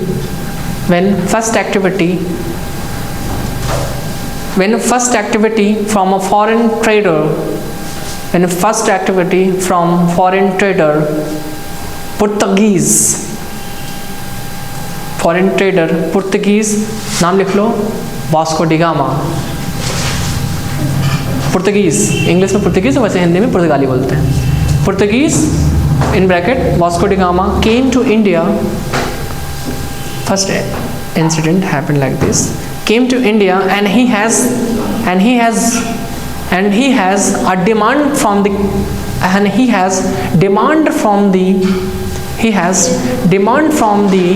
a particular state head. Demand from the a particular state head. State head कौन था उसमें? King ना। Particular state क्या था? जैमरिन, क्या नाम था उसका? Zamorin head, Zamorin spelling, particular state head, क्या है स्पेलिंग बोलो?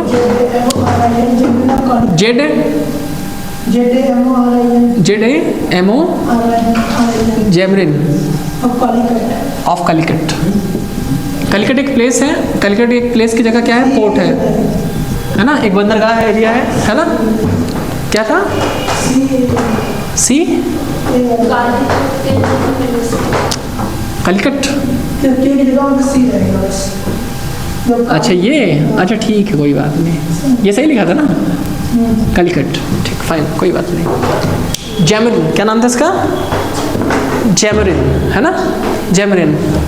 Where he demands, where he कौन? Where Vasco da Gama, where comma लगा देना, वेयर के पहले कॉमा, वेयर ही डिमांड्स, कौन? Vasco da Gama. Where he demands a trade of, where he demand a single trade, क्या होगा? Where he demand a trade of spices, trade of spices, trade of spices such as cardamom and black pepper etcetera. ऐसे लिख लेते दो चीज़ें पहले, such as cardamom and black pepper from the country to sale and purchase, from the country to sale and purchase in his own, to sale and purchase in his own, to sale and purchase country, to sale and purchase, to sale and purchase, to sale and purchase in his own country, to sale and purchase to in his own country for their मतलब उस country के लोग, for their livelihood depending upon their climate, and spices is very useful for their climate, and spices are very useful for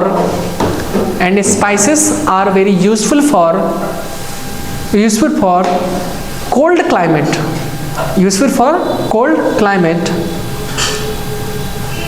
here the journey begin, आगे रखना, here the journey begin,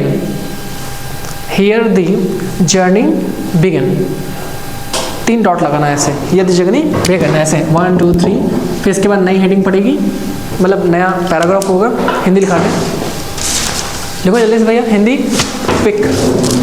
लिखना क्यों नहीं चाहती हो? No, is there anything wrong? कुछ problem है तो बताओ। पेट दर्द हो रहा है आज भी? अभी ठीक हो? ठीक है, लिखिए। भारतीय अर्थव्यवस्था का इतिहास, भारत की अर्थव्यवस्था का इतिहास। जैसा कि हम सभी जानते हैं कि हमारी अर्थव्यवस्था मिश्रित अर्थव्यवस्था है।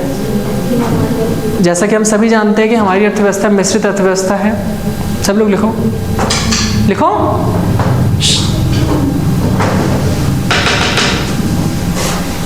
जैसा कि हम सभी जानते हैं, डू नॉट डिस्टर्ब। जैसे कि हम सभी जानते हैं कि हमारी अर्थव्यवस्था मिश्रित अर्थव्यवस्था है, और हमारे देश की अर्थव्यवस्था समझने के लिए, हमारे देश की अर्थव्यवस्था को समझने के लिए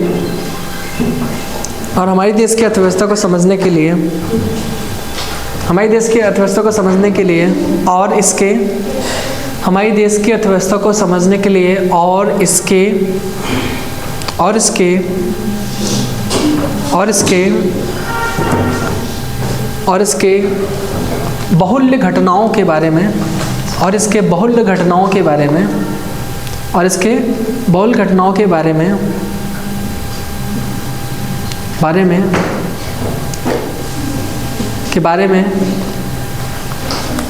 बारे में, इतिहास का एक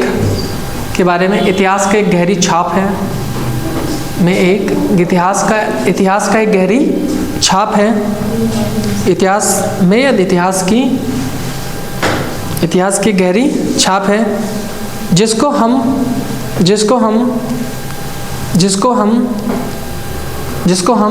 पहले से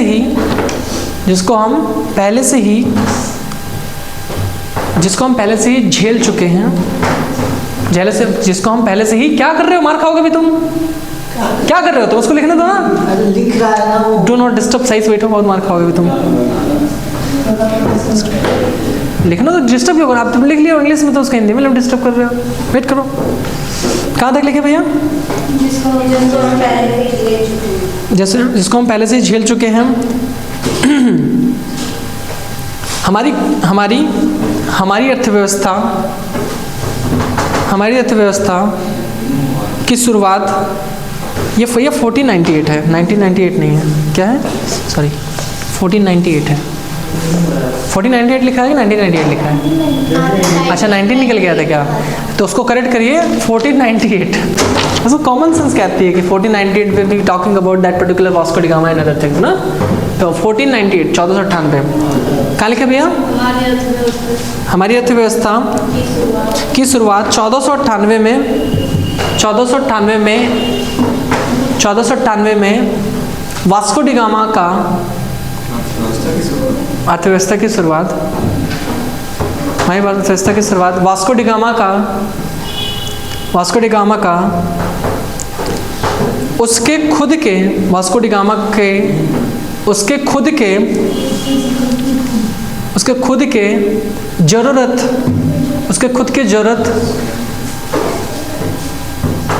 जिसमें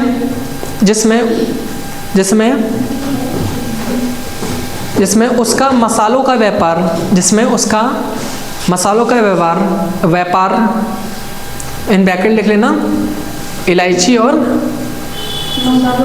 मसालों का व्यापार, जिसमें ज़्यादातर जो होती थी वो किसका होता था, इलायची, ब्रैकेट में लिखना इलायची और ब्लैक पेपर के ऊपर काली मिर्च, है ना, इलायची और काली मिर्च एक्सेट्रा लिख लेना, ETC, और भी मसाले थे, जिसको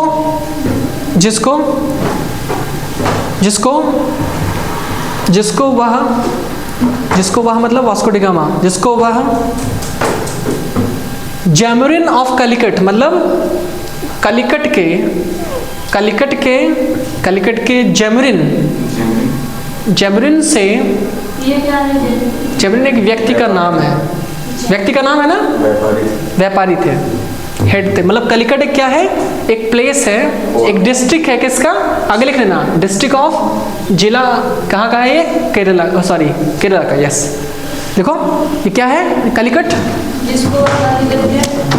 क्या है, एक डिस्ट्रिक्ट है, किसका, केरला का है, और जैमरिन उसका क्या है, व्यापारी था, कौन था, व्यापारी था, जो कलिकट के पोर्ट, ये क्या था, बंदरगाह, क्या था, बंदरगाह का संरक्षक था, है ना, मतलब बहुत सारे व्यापार वगैरह को चीज़ें यही देखता था, ट्रेडर ये भी था, ट्रेडर वो भी थे, है ना, इसने इज्जत से बैठे रहो यहाँ पर, वहाँ छोड़ा रहने दो, चले जाए, जाओ जल्दी से आओ, इतना दिमाग नहीं था, गाड़ी की कीज तुम बाहर छोड़ के चले आए,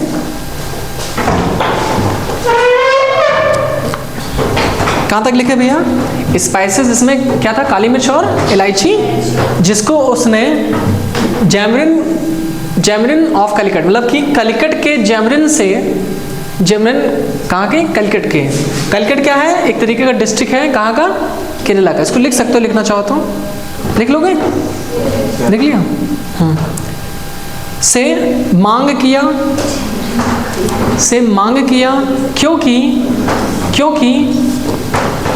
क्योंकि उसके मतलब वास्को डी गामा, क्योंकि उसके in bracket Vasco da gamma कह सकते हैं, क्योंकि उसके देश में मसालों की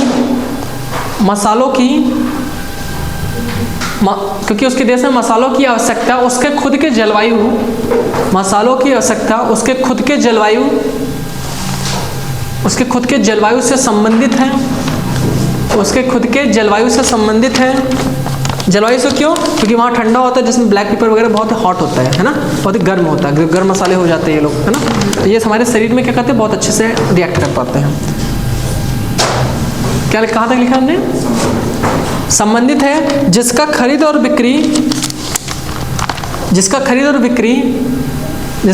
बिक्री लोगों के जीवन यापन के लिए वह करना चाहता था, इसकी खरीद और बिक्री वो लोगों के जीवन यापन के लिए करना चाहता था, और यहीं से अर्थव्यवस्था की, लिखो, या और यहीं से लिखो, लिख चुके, ठीक, इंग्लिश में, और यहीं से अर्थव्यवस्था की शुरुआत या यात्रा शुरू होती है, शुरुआत लिख लेना, यहीं पे अर्थव्यवस्था की शुरुआत होती है, लिख लिया यहाँ तक, उसमें लिख लेना लास्ट में जो हमने लिखा ना, here the journey begin, here the economic journey begin, लिख लेना, इकोनॉमिक जर्नी, कौन सी जर्नी, इकोनॉमिक जर्नी, लिख लिया, कुछ बात हो तो बोलो, अभी दिक्कत हो रही है, छोड़ना है। इन द ईयर, सौरभ पता लगे, हाँ मतलब पॉइंट पे ना हाँ, अगला पॉइंट नहीं, अगली हेडिंग, इसी में हेडिंग नहीं मतलब पैराग्राफ चेंज करना है। पैराग्राफ चेंज कर दो। In the year बेटमिन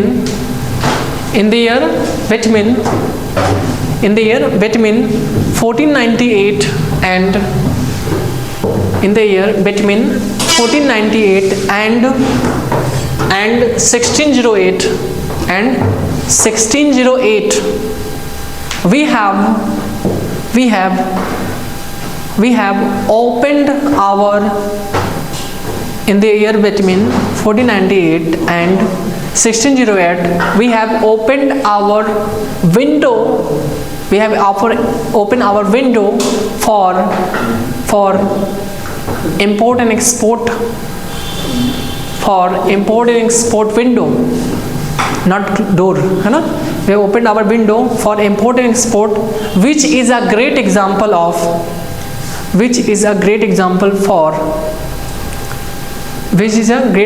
for any open economy, which is a great example for any open economy, which is a great example for any open economy. But anyhow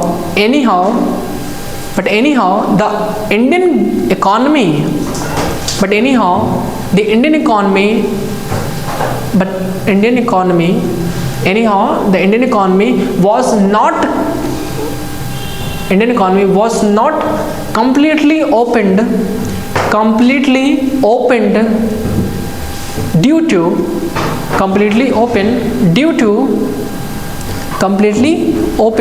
due to minimum product import and export, due to minimum product import and export.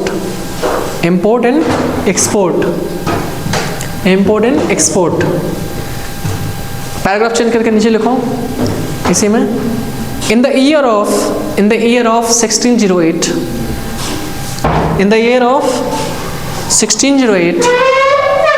आराम से, in the year of 1608 when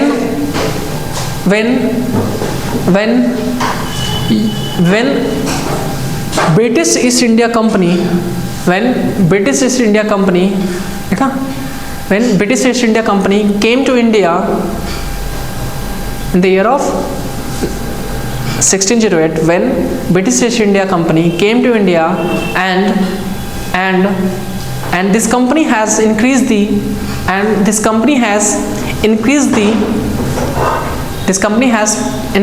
trade activity within the country. Company has increased the trade activity within the country, which is not just spices, which were लिख लेना, sorry not which were WER वाला है ना, were past वाला, which were not only spices but also including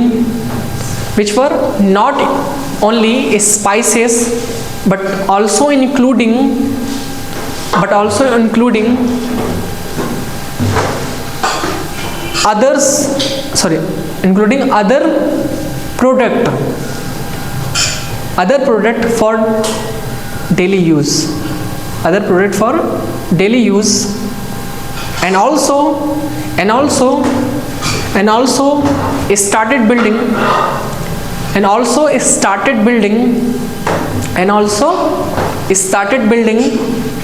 infrastructure within the country, such as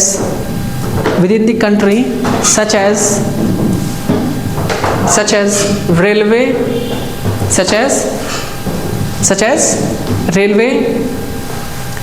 ports, etc. लिख लिया। and British East India Company has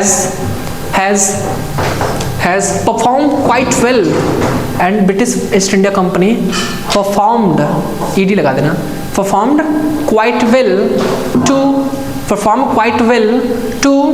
impress the perform quite well to impress the king of many states, king of many states, king of many states, and that lead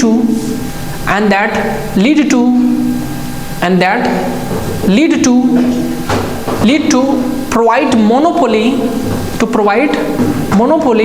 a particular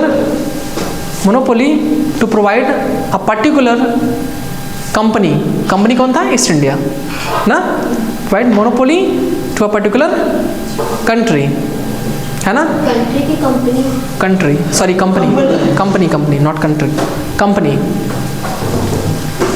यहाँ तक लिखे लो, अभी है पूरा लिखा देना। और हिंदी और हिंदी नहीं, हिंदी भी होगी नहीं समझ नहीं रहा। वेट, यहाँ तक लिख लें।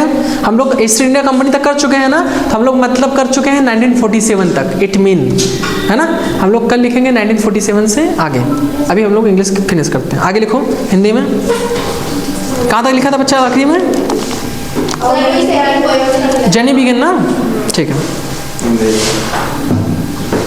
1498 दूसरी लाइन में, 1498 में सॉरी 1498 से 1608 तक, ऐसे लिखना। 1498 से 1608 तक हमारी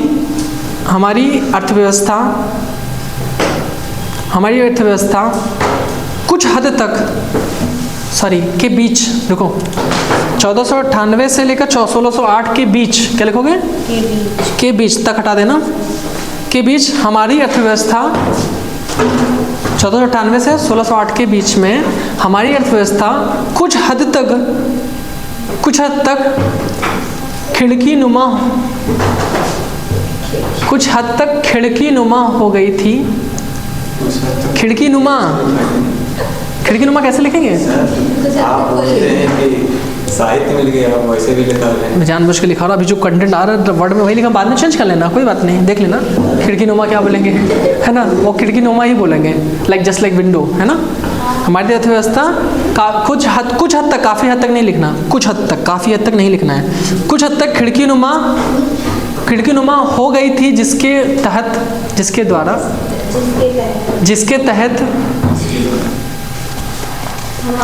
तहत आयात और निर्यात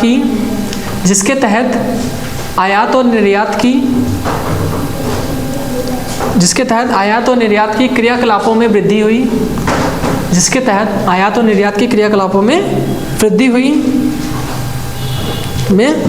हुई, बट लेकिन परंतु जो लिखना चाहो, परंतु हमारी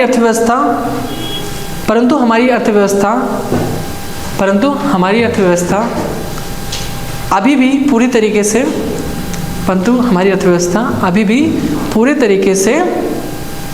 खुली नहीं,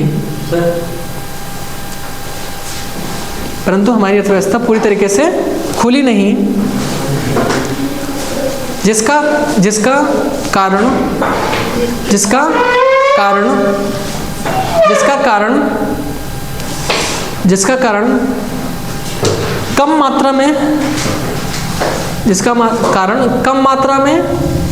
कम मात्रा में आयात और निर्यात का होना था, जिसका कारण कम मात्रा में या बहुत ही लघु मात्रा में आयात और निर्यात होना था।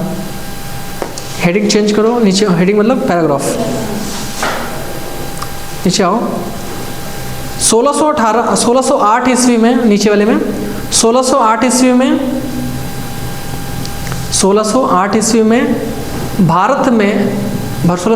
में भारत में ब्रिटिश ईस्ट इंडिया कंपनी, इसको कैसे लिखोगे? इंग्लिश में लिखोगे, हिंदी में लिखोगे?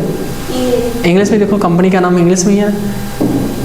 1608 में ब्रिटिश ईस्ट इंडिया कंपनी, 1608 में भारत में ब्रिटिश ईस्ट इंडिया कंपनी ने कदम रखा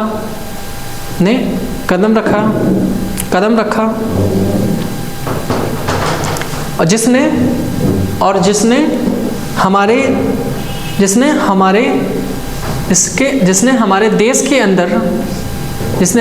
देश के अंदर जिसने हमारे देश के अंदर व्यापार के क्रियाकलापों को काफ़ी हद तक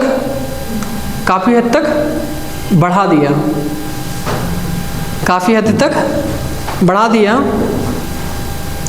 जो कि केवल मसालों तक सीमित ना रहा,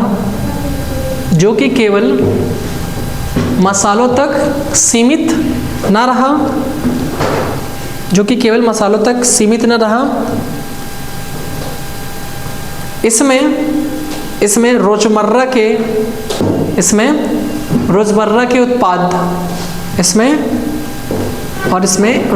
के उत्पाद और कंपनी ने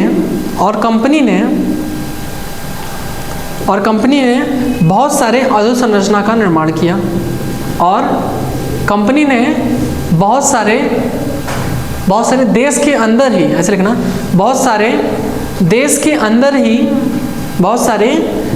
अंदर ही अधोसंरचना का निर्माण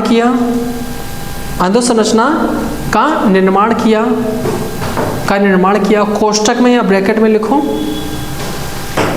निर्माण किया। जैसे इसी कोष्ठक में रेलवे, बंदरगाह इत्यादि, ऐसे लिखना, रेलवे बंदरगाह इत्यादि। ब्रिटिश ईस्ट इंडिया कंपनी ने काफ़ी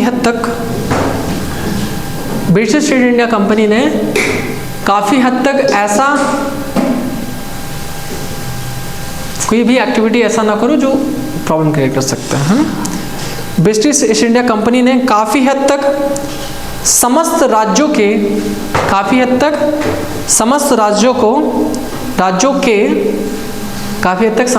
के राजाओं को इम्प्रेस को क्या बोलेंगे हिंदी में? खुश किया।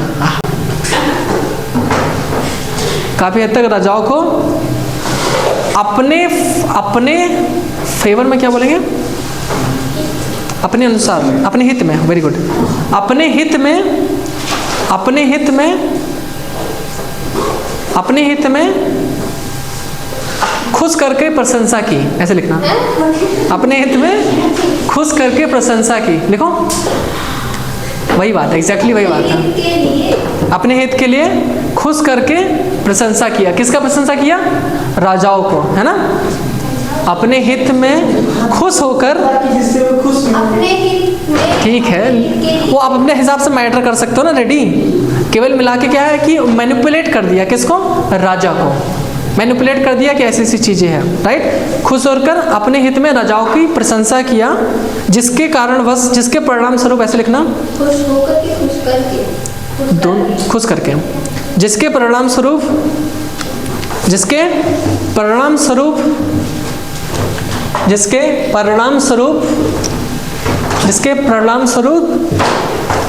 देश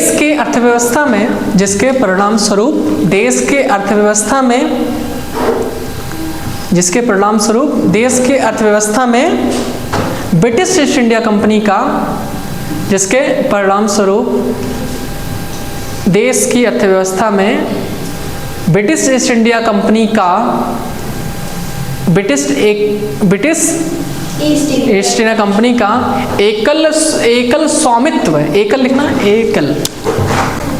एकल मतलब मोनोपोली। क्या होता है ये? एकल स्वामित्व स्थापित हो गया।